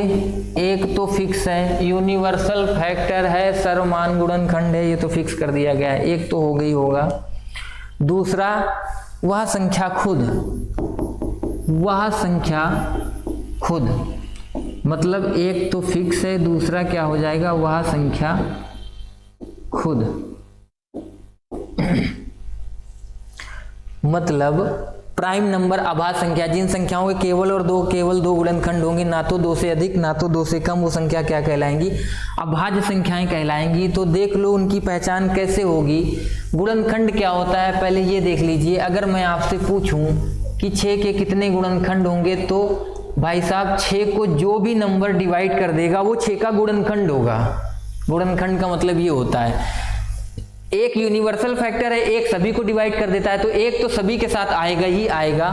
तो जब 1 से भाग करेंगे तो 6 आ जाएगा, मतलब 1 भी इसका गुणनखंड है और 6 भी है। 2 से डिवाइड करेंगे तो 2 3 6, यानी कि 3 से भी 6 डिवाइड होता है, 2 से भी डिवाइड होता है ना। तो 3 भी इसका गुणनखंड है 6 का, और 2 भी गुणनखंड है। जिस संख्या का हमें गुणनखंड ज्ञात करना हो उस संख्या को जो जो संख्याएं डिवाइड कर देंगी, पूर्णतया डिवाइड कर देंगी, वो उनके गुणनखंड होंगे। गुणनखंड ज्ञात करने का सबसे आसान तरीका यही है। जिस संख्या का गुणनखंड ज्ञात करना चाहते हैं उस संख्या को जो संख्याएं, जितनी संख्याएं डिवाइड कर देंगी, पूर्णतया विभाजित कर देंगी, वो उसकी गुणनखंड होंगी। अब भाई साहब अगर हमसे पूछा जाए कि 6 के गुणनखंड कितने हुए, 1 हुआ, 2 हुए, 3 हुए, 4, तो क्या ये एक प्राइम नंबर है? बिल्कुल नहीं है। उसने कहा है प्राइम नंबर वही नंबर होगा जो केवल और केवल 2 गुणनखंड लाएगा। एक तो एक फिक्स है, उसे हटा नहीं सकता कोई, दूसरा वह संख्या खुद। ये डेफिनेशन इसलिए मेरे भाई बता रहे हैं, ठीक है, आप याद करने के लिए ये कह सकते हैं कि जो नंबर किसी से भी डिवाइड ना हो वो नंबर प्राइम नंबर होगा, वो नंबर अभाज्य संख्या होगी। तो फिर 1 का क्या करेंगे? 1 ना तो अभाज्य है, भाज्य है, तो फिर डेफिनेशन गलत हो जाएगी। मैं बिल्कुल सहमत हूँ। आप बिल्कुल याद करने के लिए यही तरीका अपनाएं कि जो नंबर किसी से डिवाइड ना हो, लेकिन बस 1 को भूल जाइए फिर, ठीक है। लेकिन डेफिनेशन क्या है? जिस संख्या के केवल और केवल 2 गुणनखंड हो वो संख्या क्या होगी? प्राइम नंबर होगी। इसके गुणनखंड भाई साहब बहुत हो गए, 1 2 3 4 हो गए, ये प्राइम नंबर नहीं है। तो प्राइम नंबर कौन होगा? जैसे 2 है, 2 को 1 से डिवाइड करेंगे, अगला 2 ही मिल जाएगा। इसके केवल 2 गुणनखंड होंगे, और ये बात केवल 2 गुणनखंड, एक फिक्स और दूसरा वह संख्या खुद, वही प्राइम नंबर होगा। 2 प्राइम नंबर है, अभाज्य संख्या है, 3 है, 5 है, 7 है, इनके सबके 2 गुणनखंड होंगे। 9 नहीं है, 10 नहीं है, 11 है, 13 है, तो वहां पर लिख लीजिएगा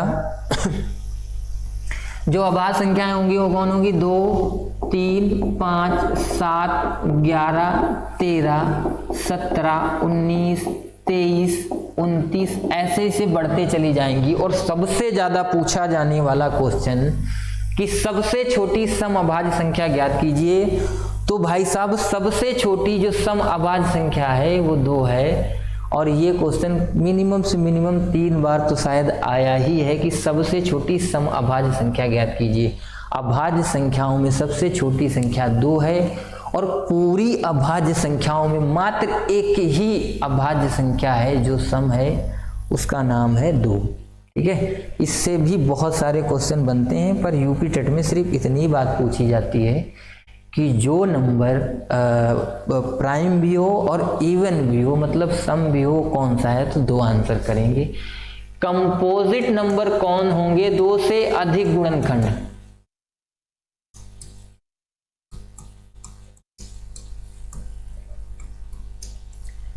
कंपोजिट नंबर वो होंगे, भाज्य संख्याएं वो होंगी जिनके 2 से अधिक गुणनखंड होंगे। और एक बात याद रखेंगे, जैसे धनात्मक पूर्णांक और ऋणात्मक पूर्णांक के केस में मेरे भाई 0 ना तो धन पूर्णांक है ना ऋण पूर्णांक है, उसी तरीके से भाज्य और अभाज्य के केस में एक ना तो भाज्य है और ना ही अभाज्य है। क्यों? क्योंकि एक का एक ही गुणनखंड है। तो जब कभी भी आपको एक नंबर जो है इसको भाज्य और अभाज्य के केस में पूछे तो सीधा सीधा नकार दीजिएगा कि एक ना तो भाज्य है और ना ही अभाज्य है। ठीक है, पॉजिटिव इंटीजर में ये 2 चीज़ें सीख ली, एक चीज़ और रह गई है वो सीख लो, फिर उसके बाद जो क्वेश्चन आए हुए हैं वो प्रैक्टिस करवा दें, अपनी बात को ख़त्म करेंगे। और एक बात और कहना चाहेंगे भाई, ऑनलाइन यानी कि कैमरे पर मेरा ये मतलब मैंने सीखा तो कई बार कोशिश की, लेकिन जो है ये पहली बार वीडियो है,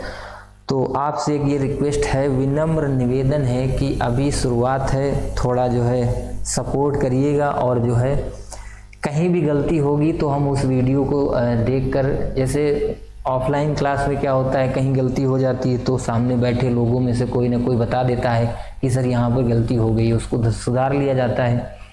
यहाँ पर कोई नहीं बैठा है और मैं एक कैमरे के सामने हूँ, जो कि बड़ा अजीब लग रहा है, कुछ समझ में नहीं आ रहा था शुरुआत में, तो काफ़ी बार तो यही मैं कहता रहा कि हेलो दोस्तों, परीक्षा विनर में आपका स्वागत है, जैसा कि मैंने पहले बताया। लेकिन बार बार जब हो नहीं रहा था तो मैं गुस्से में आके मैंने सोचा इंट्रो ना दें, लेकिन फिर लगा कि यार ऐसे सीधे सीधे आना और क्लास लेने लगना ये भी तरीका सही नहीं है। बच्चों को कुछ बताना पड़ेगा कि भाई ये चैनल टीचिंग एग्ज़ाम से रिलेटेड है, हमारा दूसरा भी चैनल है जो स्टेट लेवल और सेंट्रल लेवल पे काम करेगा। फ़िलहाल हमने टीचिंग लेवल पर अभी स्टार्ट किया है, तब मैंने आपको इंट्रो दिया। बड़ा मुश्किल में तो हम इंट्रो दे पाए, शुरुआत में कुछ समझ में ही नहीं आ रहा था खाली क्लास में क्या बोलें। तो यही रिक्वेस्ट है आपसे कि अगर कोई गलती हो जाएगी तो मैं वीडियो को बाद में देखकर अगला वीडियो लाकर उस चीज़ को सही कर देंगे। हमारे पास अभी इतना सिस्टम नहीं है कि हम उस वीडियो को पहले एडिट कर पाएँ, क्योंकि उसमें बहुत समय भी लगता है और ये काम मुझे अकेले ही करना पड़ता है जो कि मुझे नहीं आता है। तो मैं एक साथ वीडियो रिकॉर्ड कर रहा हूँ। अगर कोई गलती हो जाए तो उसके लिए सॉरी, और मैं अगली वीडियो में उसको तुरंत सही करवा दूंगा, और बस आपके सपोर्ट की ज़रूरत है। जैसे कि अब हम जो लास्ट नंबर हमारा बचा है वो को प्राइम बचा है भाई साहब, को प्राइम, जिसको हम सह अभाज्य बोलते हैं। भाई साहब क्या बोलते हैं? सह अभाज्य। दोस्तों क्या बोलते हैं? सह अभाज्य। सह अभाज्य कौन सी संख्याएं होंगी? ऐसी दो संख्याओं का युग्म या सेट, ऐसी कोई दो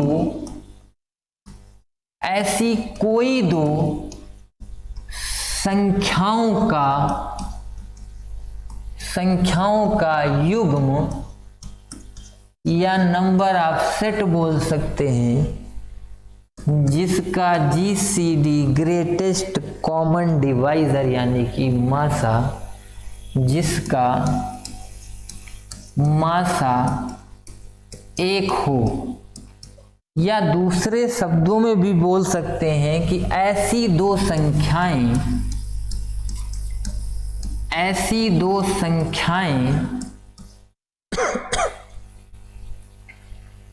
जिनमें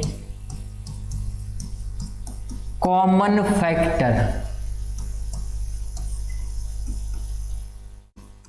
फैक्टर कौन हो? केवल 1 हो। कॉमन फैक्टर केवल 1, केवल कौन होना चाहिए?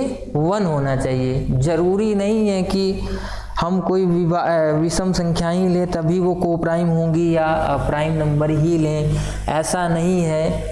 जब भी 2 नंबर का सेट होगा, अगर एक हमने 2 ले ली और 3 ले लिया, तो ये भाई साहब को प्राइम है, सह अभाज्य है। इसमें एक सम है, एक विषम है, लेकिन इन दोनों में भाई साहब इनका जब फैक्टर करेंगे, इनका मासा 1 है तो वो एक अलग बात है, लेकिन जब इनका फैक्टर करेंगे तो भाई साहब उसमें केवल जो कॉमन फैक्टर है वो 1 ही है। एक फैक्टर नहीं कॉमन होना चाहिए, 1 ही वाला फैक्टर कॉमन होना चाहिए, बाकी कोई नहीं।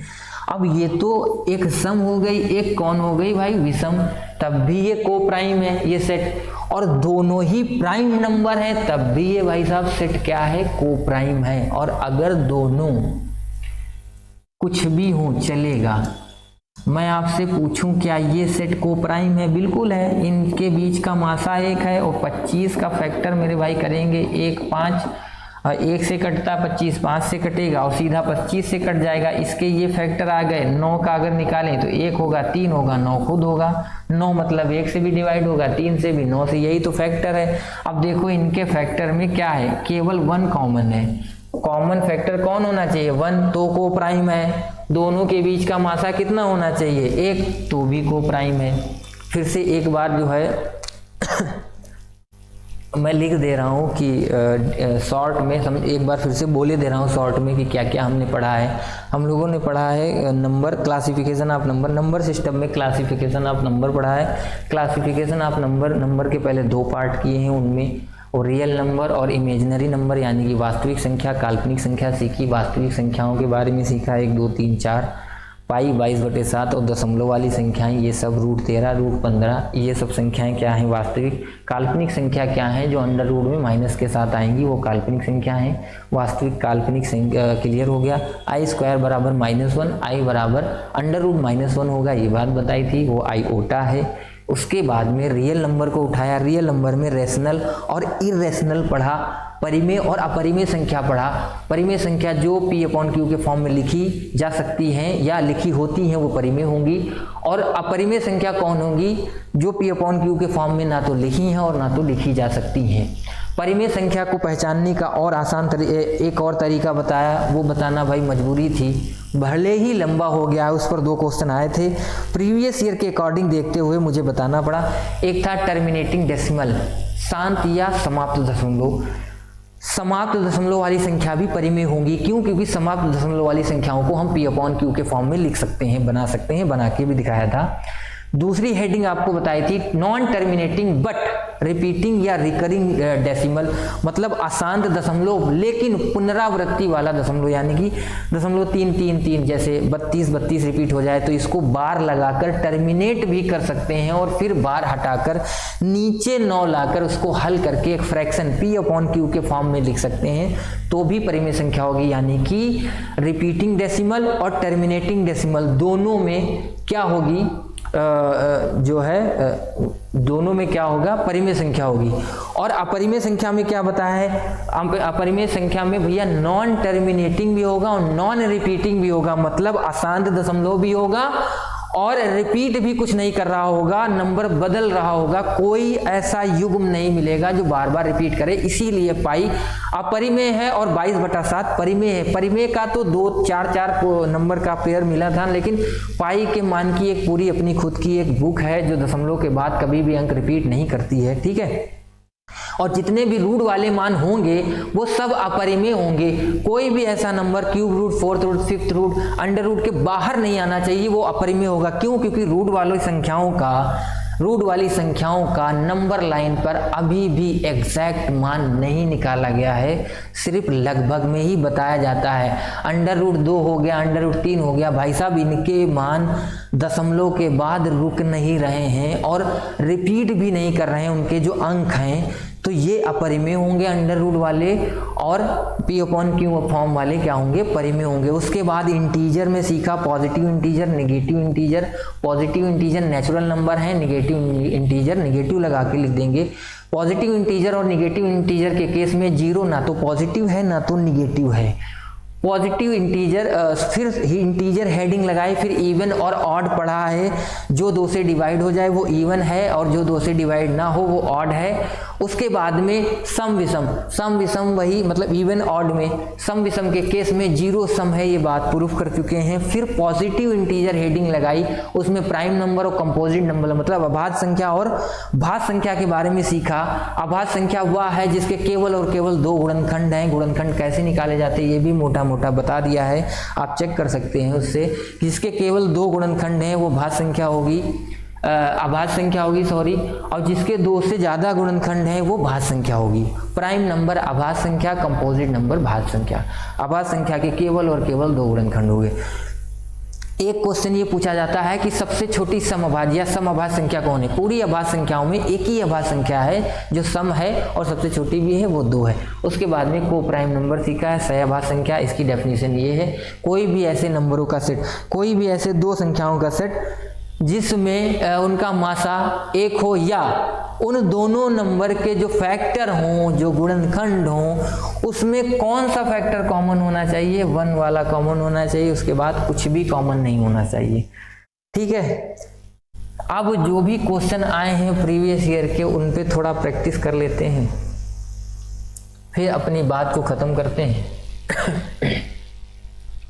जैसे कि लिखा है n के विषम पूर्णांक होने पर निम्नलिखित संख्याओं में कौन सा एक सम पूर्णांक है? भाई साहब इसका कहने का मतलब है जब हम कोई सवाल करते हैं, जब उसमें हम जो नाम लिखा है वही नहीं जान पाएंगे तो हम सवाल को किस बेस पे हल करेंगे।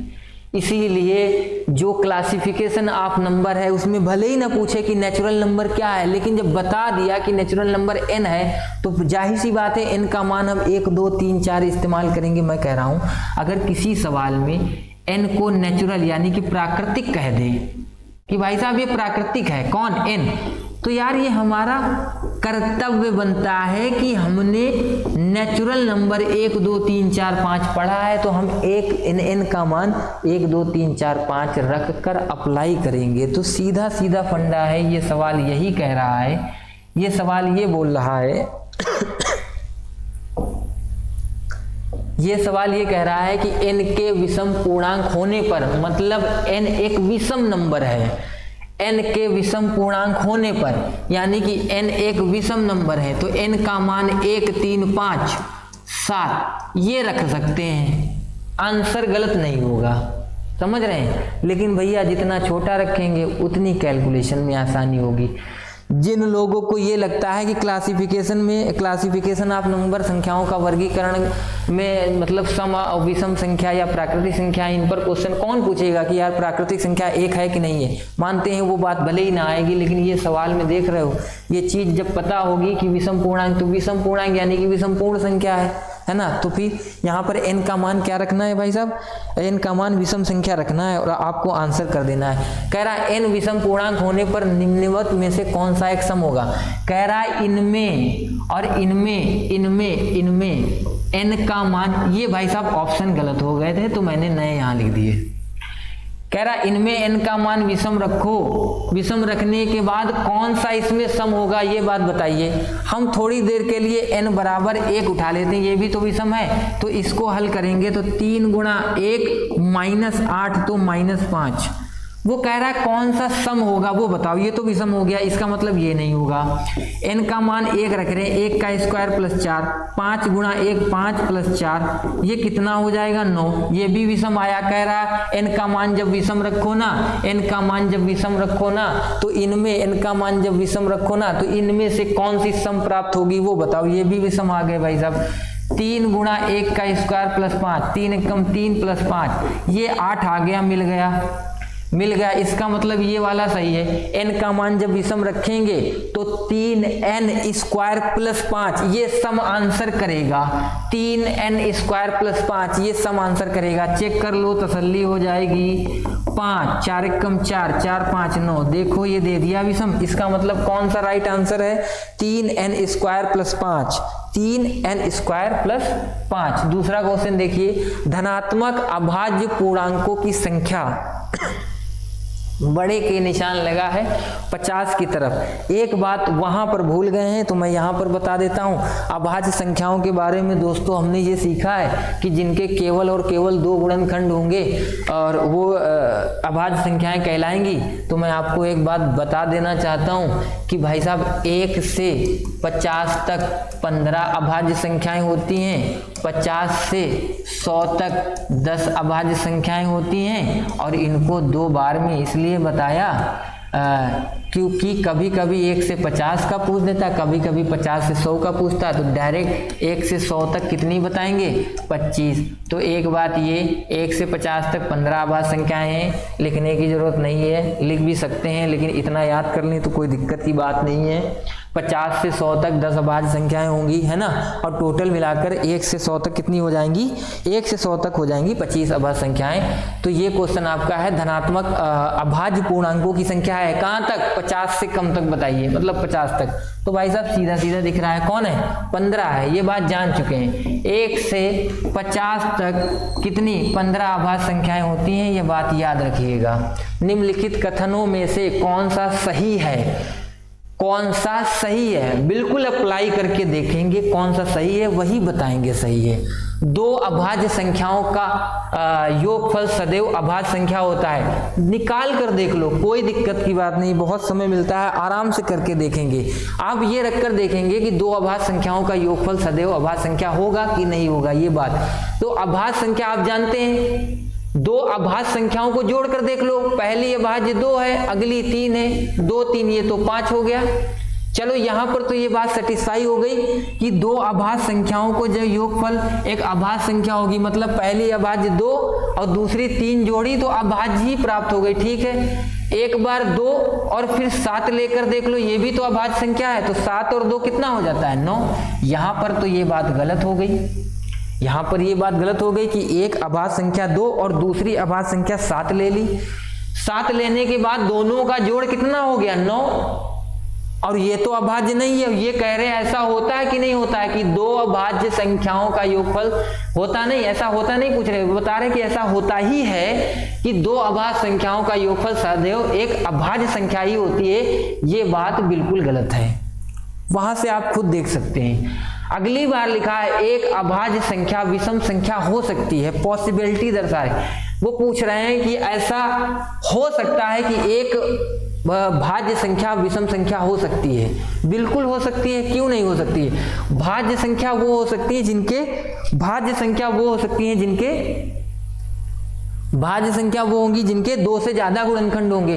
भाज्य संख्या कोई उठा लो, अगर 4 उठाएंगे, इसके गुणनखंड 1 2 4 हैं, ये भाज्य है, लेकिन ये समय वो कह रहा विषम हो सकती, बिल्कुल हो सकती। 9 उठा लो, 9 का एक गुणनखंड 1, दूसरा 3 होगा, तीसरा 9 का 9 हो जाएगा। ये एक भाज्य संख्या है लेकिन विषम भी है, ये हो सकता है, बिल्कुल हो सकता है, ये बात सही है। भाई 15 एक भाज्य संख्या है, 1 से डिवाइड होगा, गुणनखंड देख लो, 2 से ज्यादा है, 1 से डिवाइड, 3 से डिवाइड, 5 से डिवाइड, 15 से डिवाइड, इसके तो कितने गुणनखंड आ गए। भाज्य संख्या की डेफिनेशन है 2 से ज्यादा गुणनखंड होने चाहिए, और 15 और 9 के 2 से ज्यादा गुणनखंड है, ये बात सही है। कौन कौन सी सही है ये भी समझ लें। निम्नतम अभाज्य संख्या 1 है, बिल्कुल गलत है, अभी पढ़ चुके हैं। निम्नतम अभाज्य संख्या 2 है, ये वाला भी गलत आ गया। सम अभाज्य संख्या उपस्थित नहीं है, उपस्थित है भाई साहब। सारी सम अभाज्य संख्याओं में 2 एक सम अभाज्य संख्या है, ये बता रहा सम अभाज्य संख्या उपस्थित नहीं, तो भाई साहब ये भी गए, ये भी गए और ये भी गए। ये वाला बी वाला ऑप्शन सही है आपका। आगे बढ़ते हैं। 1 से 10 तक सभी प्राकृतिक संख्याओं से विभाजित होने वाली न्यूनतम संख्या कौन है। भाई साहब ये एलसीएम और एचसीएफ का सवाल है, बड़ा बढ़िया सवाल है। यूपी एचसीएफ यूपी टेट को देखते हुए बड़ा अच्छा सवाल है। पता है 2 चीजें कंबाइंड कर दी हैं, नंबर सिस्टम और एलसीएम एचसीएफ, जबकि ये नंबर सिस्टम का ही पार्ट एलसीएम एचसीएफ है। क्यों? क्योंकि उसमें भी क्वेश्चन ऐसे होते हैं, इससे विभाजित होगा कि नहीं होगा, और विभाजिता के नियम तो नंबर सिस्टम में पढ़ते हैं। 1 से 10 तक सभी प्राकृतिक संख्याओं, उसका कहने का मतलब देखो कि प्राकृतिक संख्या बोला तो तुम्हें प्राकृतिक संख्या आना चाहिए कहां से, प्राकृतिक संख्या तुमको आना चाहिए नंबर सिस्टम से, है ना।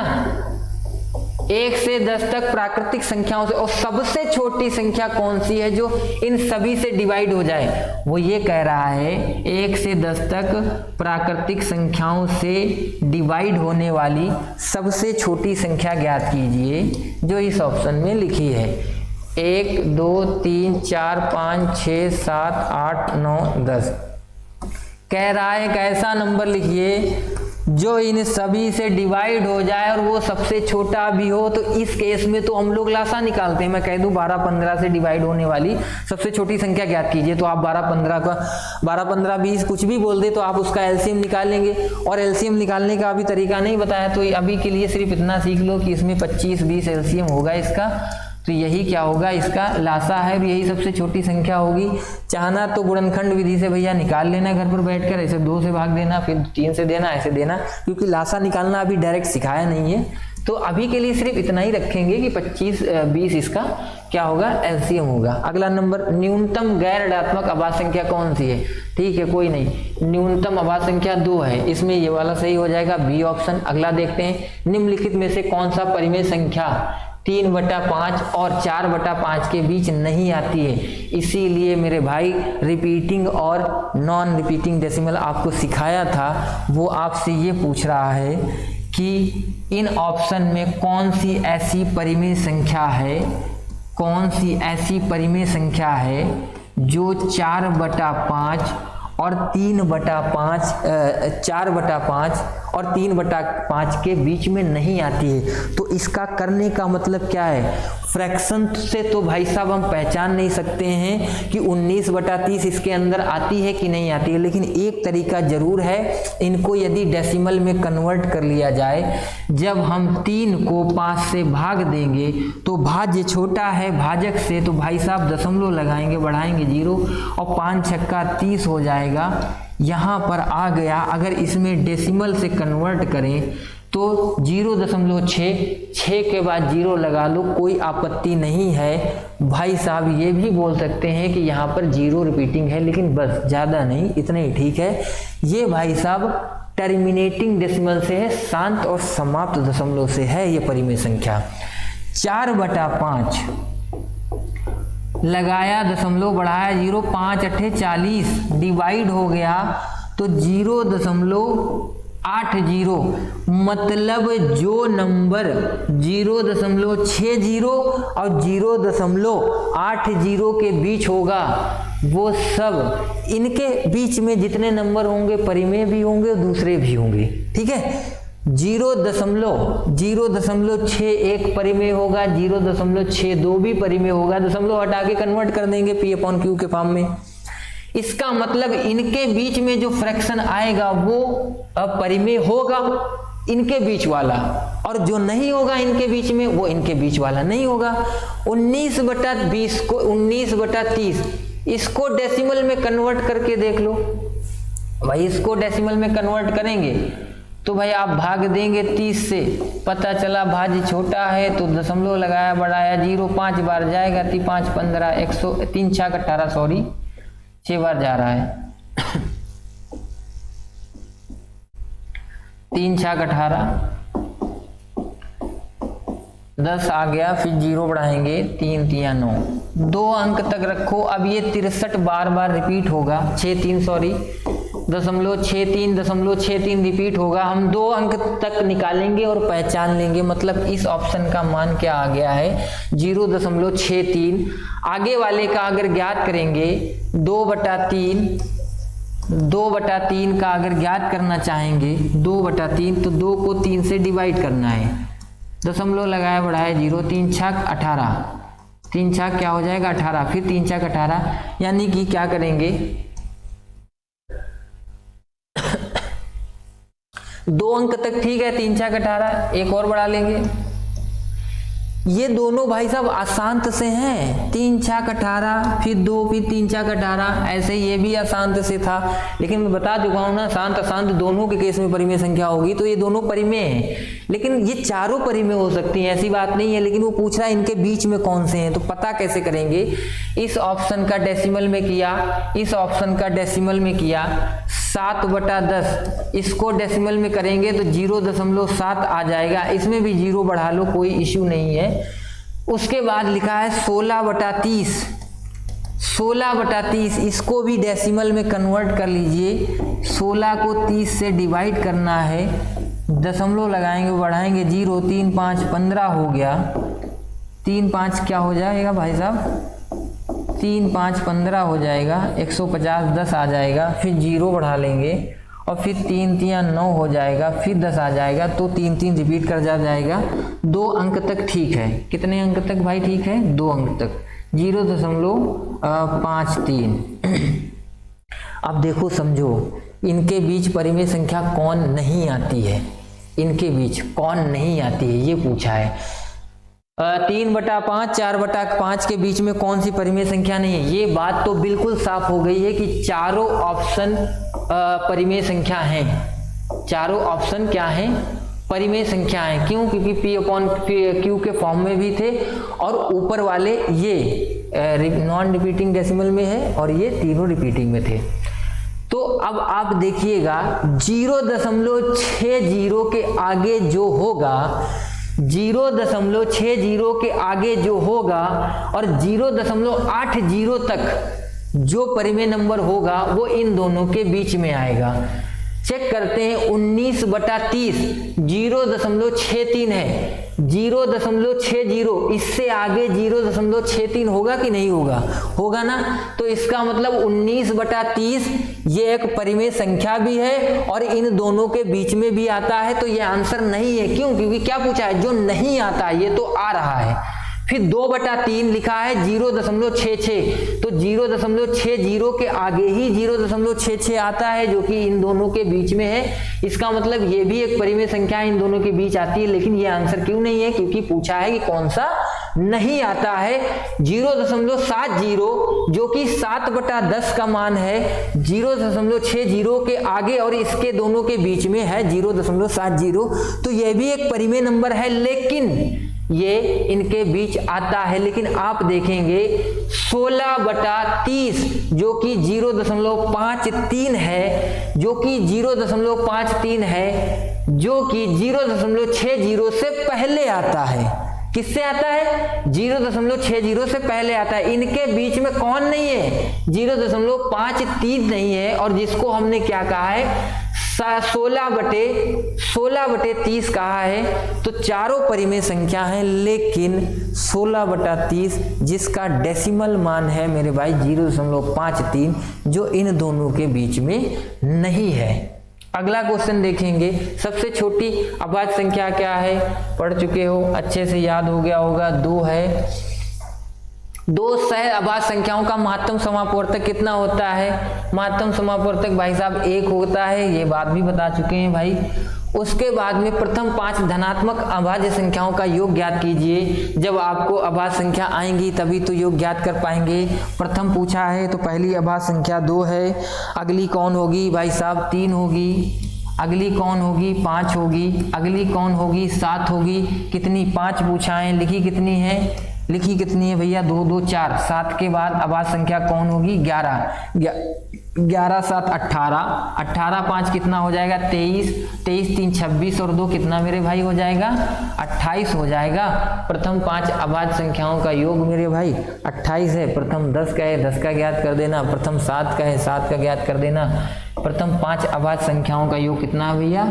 28 है। अगली बार लिखा है इनमें से कौन सा हाँ लिखा है क्वेश्चन, 2 परिमेय संख्याओं के बीच, 2 परिमेय संख्याओं के बीच कोई परिमेय संख्या नहीं होती है। गलत बात है, बहुत सी होती है। अभी तो देखा कितनी होती है, अभी पीछे ही ऑप्शन गया है, बहुत सारी होती हैं।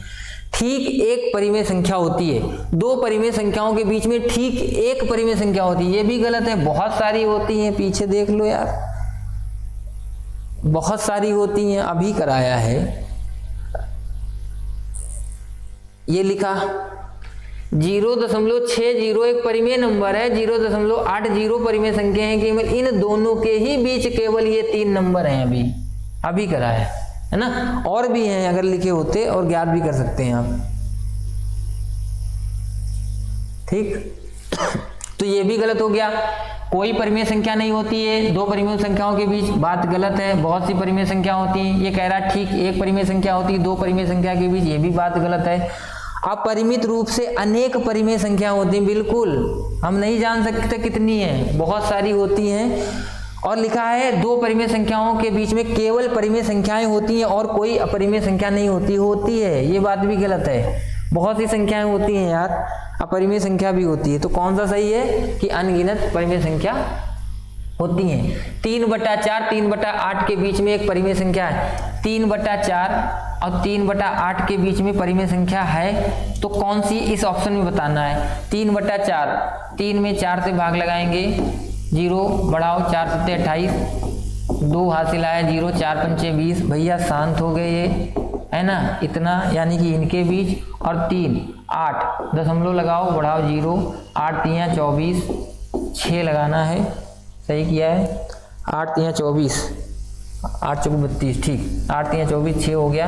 लियो 8 7 56, 4, 2 अंक तक ठीक है, 2 अंक में पहचान में आ जाएगा, कोई इशू नहीं है। तो 0.75 और 0.37 के बीच में, यानी कि 0.37 से लेकर 0.75 के बीच में कोई नंबर हो तो उसके बारे में जानकारी दीजिए। 7/9 को अगर बदलेंगे तो 7 में 9 से भाग करेंगे, लगाया दशमलव बढ़ाया 0, तो 7 8 56, 7 9 63 और फिर आ जाएगा 7 और फिर 7 हासिल आया, फिर 0, 7 9 63, सही है। 7 9 63, 9 7 63, सॉरी गलती हो गई। 9 7 63 होता है भाई साहब, फिर 10 में से 3 जाएगा 7, फिर 0 उतारा, 9 7 63, यानी कि इन भाई साहब का अपने खुद का मान है 0.77, जो कि 0.75 के आगे आता है। इसका मतलब ये आंसर नहीं होगा, ये परिमेय संख्या तो है लेकिन 0.37 0.75 के बीच ना होकर उससे आगे भाग गया है। उसके बाद 5/9 आ गया, 5/9 को चेक कर लो, लगाओ दशमलव, बढ़ाओ 0, और 9×45 5 आ जाएगा, फिर 9×45 यानी कि 0.55, 0.55 कितना है? सॉरी, अगला ऑप्शन 5/9 नहीं है, हाँ 5/9 तो है, 5/9 है तो 0.55, 0.55 इसके बीच में आ गया है, इसका मतलब 5/9 आंसर है। एक बार इसे भी चेक कर लो, देख लो, 3/7, ये तो 3 दूना 6, ये तो बाहर ही चला जाएगा, और वो 25/16 वो भी चला जाएगा भाई, उसमें एक कंप्लीट बार एक बार पढ़ा जा रहा है, एक आ जाएगा, तो इनके बीच कहाँ, ये खुद ही 1 से छोटे हैं, इनके बीच कहाँ, इनमें तो 2 आ गया, तो ये तो 1 से छोटे हैं, है ना। तो आंसर कौन सा आ जाएगा? 5/9, जिसका मान क्या है डेसिमल में? डेसिमल में क्या है? 0.55। इसीलिए मेरे भाई टर्मिनेटिंग और रिकरिंग जो रिपीटिंग डेसिमल था इसीलिए पढ़ाया था, ताकि आप फ्रैक्शन को क्या करें, डेसिमल में बदल कर ये पहचान पाएं कि आपके बीच में कौन सा नंबर आ रहा है, कौन सा नंबर नहीं आ रहा है। अगला नंबर क्वेश्चन देखें। 0 एक सम संख्या है, ये बात बता चुके हैं भाई साहब। 0 एक क्या है? सम संख्या है। अगला क्वेश्चन है, यदि दो प्राकृतिक संख्याओं a और b के लिए a की पावर b 125 है। भाई साहब उसने बता दिया है कि a b प्राकृतिक संख्याएं आपको मालूम है, तो इसका मतलब प्राकृतिक संख्याएं 1 2 3 4 हैं, तो ये कुछ भी हो सकती हैं। तो इनको क्या लिखेंगे? इस 25 की 5 का क्यूब है, 5 का क्यूब लिख लो, सरल करने वाला क्वेश्चन है। और तुलना करवा लो तो a बराबर आ गया सीधा 5 और b बराबर कितना आ गया? 3। ये मान आ गए। पूछ रहा है b की पावर a क्या होगा, b की पावर a क्या होगा, इसका मान पूछा है। तो b आ गया है 3 और a आ गया 5, तो b की पावर 3 का पावर 5 का मान पूछा है 243 होता है। 3 3 9 3 27 81, 3 की पावर 4 का मान 81 होगा, 3 से और गुणा कर देंगे, 3 8 24, 3 की पावर 5 का मान कितना हो जाएगा भाई साहब? 243 हो जाएगा। यदि x और y गैर शून्य वास्तविक संख्या है, वास्तविक संख्या, देखो ये लैंग्वेज आ रही कि नहीं, इसीलिए सारी संख्याओं के बारे में जानना जरूरी होता है। वो कह रहा है गैर शून्य वास्तविक संख्या है लेकिन शून्य नहीं है, कौन? x और y। तो x² और प्लस xy प्लस y² का मान कह रहा हमेशा ऋणात्मक रहेगा क्या? कुछ x और y के लिए मान शून्य होता है, ये पूछा है। हमेशा धनात्मक रहेगा, ये पूछा है। और पूछा है ऋणात्मक और धनात्मक दोनों ही मान होते हैं। तीनों बातों में से एक बार रखकर देख लेंगे भैया, जो होगा देखा जाएगा। हमेशा ऋणात्मक होगा तो एक बार वास्तविक संख्या, एक बार 1 मान लो और y का मान मान लो 2। y का मान कितना मान लो? y का मान मान लो 2। थोड़ी देर के लिए वास्तविक संख्या है, आप कोई मान सकते हैं, वहां रखकर देख लो। किसमें? x² xy y² इसमें रखकर देख लो।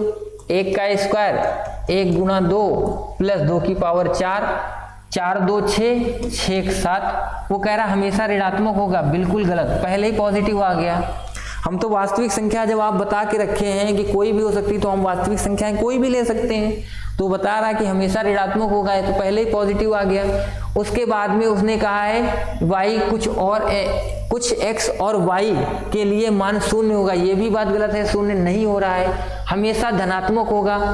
ऋणात्मक और धनात्मक दोनों ही मान होते हैं, होंगे या होते हैं ये चेक करना है। दोनों मान नहीं, ऋणात्मक हो ही नहीं सकता। मैं देखो लेकर दिखाता हूं। स्क्वायर के केस में आप कभी भी कितना भी बड़ा नंबर ले लो भाई साहब, x बराबर आप माइनस का कितना भी बड़ा, आप माइनस का कोई नंबर ले लो, अगर किसी वेरिएबल किसी चर राशि के ऊपर भाई साहब स्क्वायर लगा है तो वो नकारात्मक ऋणात्मक हो ही नहीं सकता है। x का मान -5 दे दिया जाए तो x² का मान पूछा जाएगा, तो -5 की पावर 2 लिखोगे, -5 गुणा -5 लिखोगे, माइनस गुणा माइनस प्लस 5 गुणा 5 25, हमेशा प्लस दे देगा। तो ये बात भी गलत हो गई। कौन सी केवल सही हो? हमेशा धनात्मक होगा। क्यों? क्योंकि जैसे ही y का मान ऋणात्मक लेंगे, अगर 5 ले लिया तो 5 की पावर 25 ही यहाँ बना देगा। चलो ये 5 एकम 5 आ जाएगा या 5 दूनी 10, तो इसमें घटाएंगे, कभी इससे बड़ा आ ही नहीं सकता। ठीक, अगला नंबर है पाई। एक क्या है? अपरिमेय संख्या है, और क्या है? परिमेय नहीं है। अभाज्य कहाँ है? पूर्णांक भी नहीं है। कहाँ पूर्णांक है? 1.439 दशमलव बाद इतने अंक चलते हैं। पूर्णांक कहाँ? पूर्णांक का मतलब पूर्ण संख्या होती है, कंप्लीट 1 2 3 4 जो भी कंप्लीट नंबर होते हैं। अगला नंबर है पाई इज मतलब पाई क्या है, तो अपरिमेय नंबर है। ठीक है भाई साहब, आज के लिए इतना ही। और आपसे फिर से एक बार विनम्र निवेदन ये है कि मैं आपको फिर से एक बार ये बात बता दूं कि इस चैनल के माध्यम से हम शिक्षक भर्ती टीचिंग एग्ज़ाम जितने होते हैं उन सब की तैयारी कराएंगे, चाहे वो सेंट्रल लेवल पर हो चाहे वो स्टेट लेवल पर। 2023 को देखते हुए स्टेट लेवल पर यूपी टेट आ रहा है, इसकी हम बिल्कुल जाबड़ तैयारी, घनघोर धुआंधार, जितना भी खतरनाक शब्द आंधी तूफान की इस्तेमाल करते हैं कर लीजिएगा। ठीक है, हम आपके लिए मेहनत करेंगे और आपका सिर्फ इतना ही सपोर्ट चाहिए। जैसा कि मैं कह चुका हूँ कि भाई साहब मैं पहली बार क्लास ले रहा हूँ, मैं इंट्रो तक नहीं दे पा रहा था, बहुत देर से मैं केवल इंट्रो के लिए ही ट्राई कर रहा था लेकिन हुआ नहीं। अब धीरे धीरे चीज़ें सही होंगी। तो मुझे लगता है जब मैं इंट्रो तक नहीं दे पा रहा था अभी, मतलब पहली बार था, तो कहीं ना कहीं हो सकता है कहीं गलती ना हो जाए। मैंने पूरी कोशिश की है ना हो, क्योंकि क्लास में बैठे लोग बता देते हैं, है ना। अगर कहीं हुई भी होगी तो हम आपको अगले वीडियो में उस चीज़ को सही करा देंगे। मेरे हिसाब से 100% मैं श्योर हूँ कि कोई गलती नहीं हुई। ठीक है, बाकी लाइक और सब्सक्राइब और शेयर भी करिएगा। ठीक है, बाकी धन्यवाद, अगली क्लास में मिलेंगे।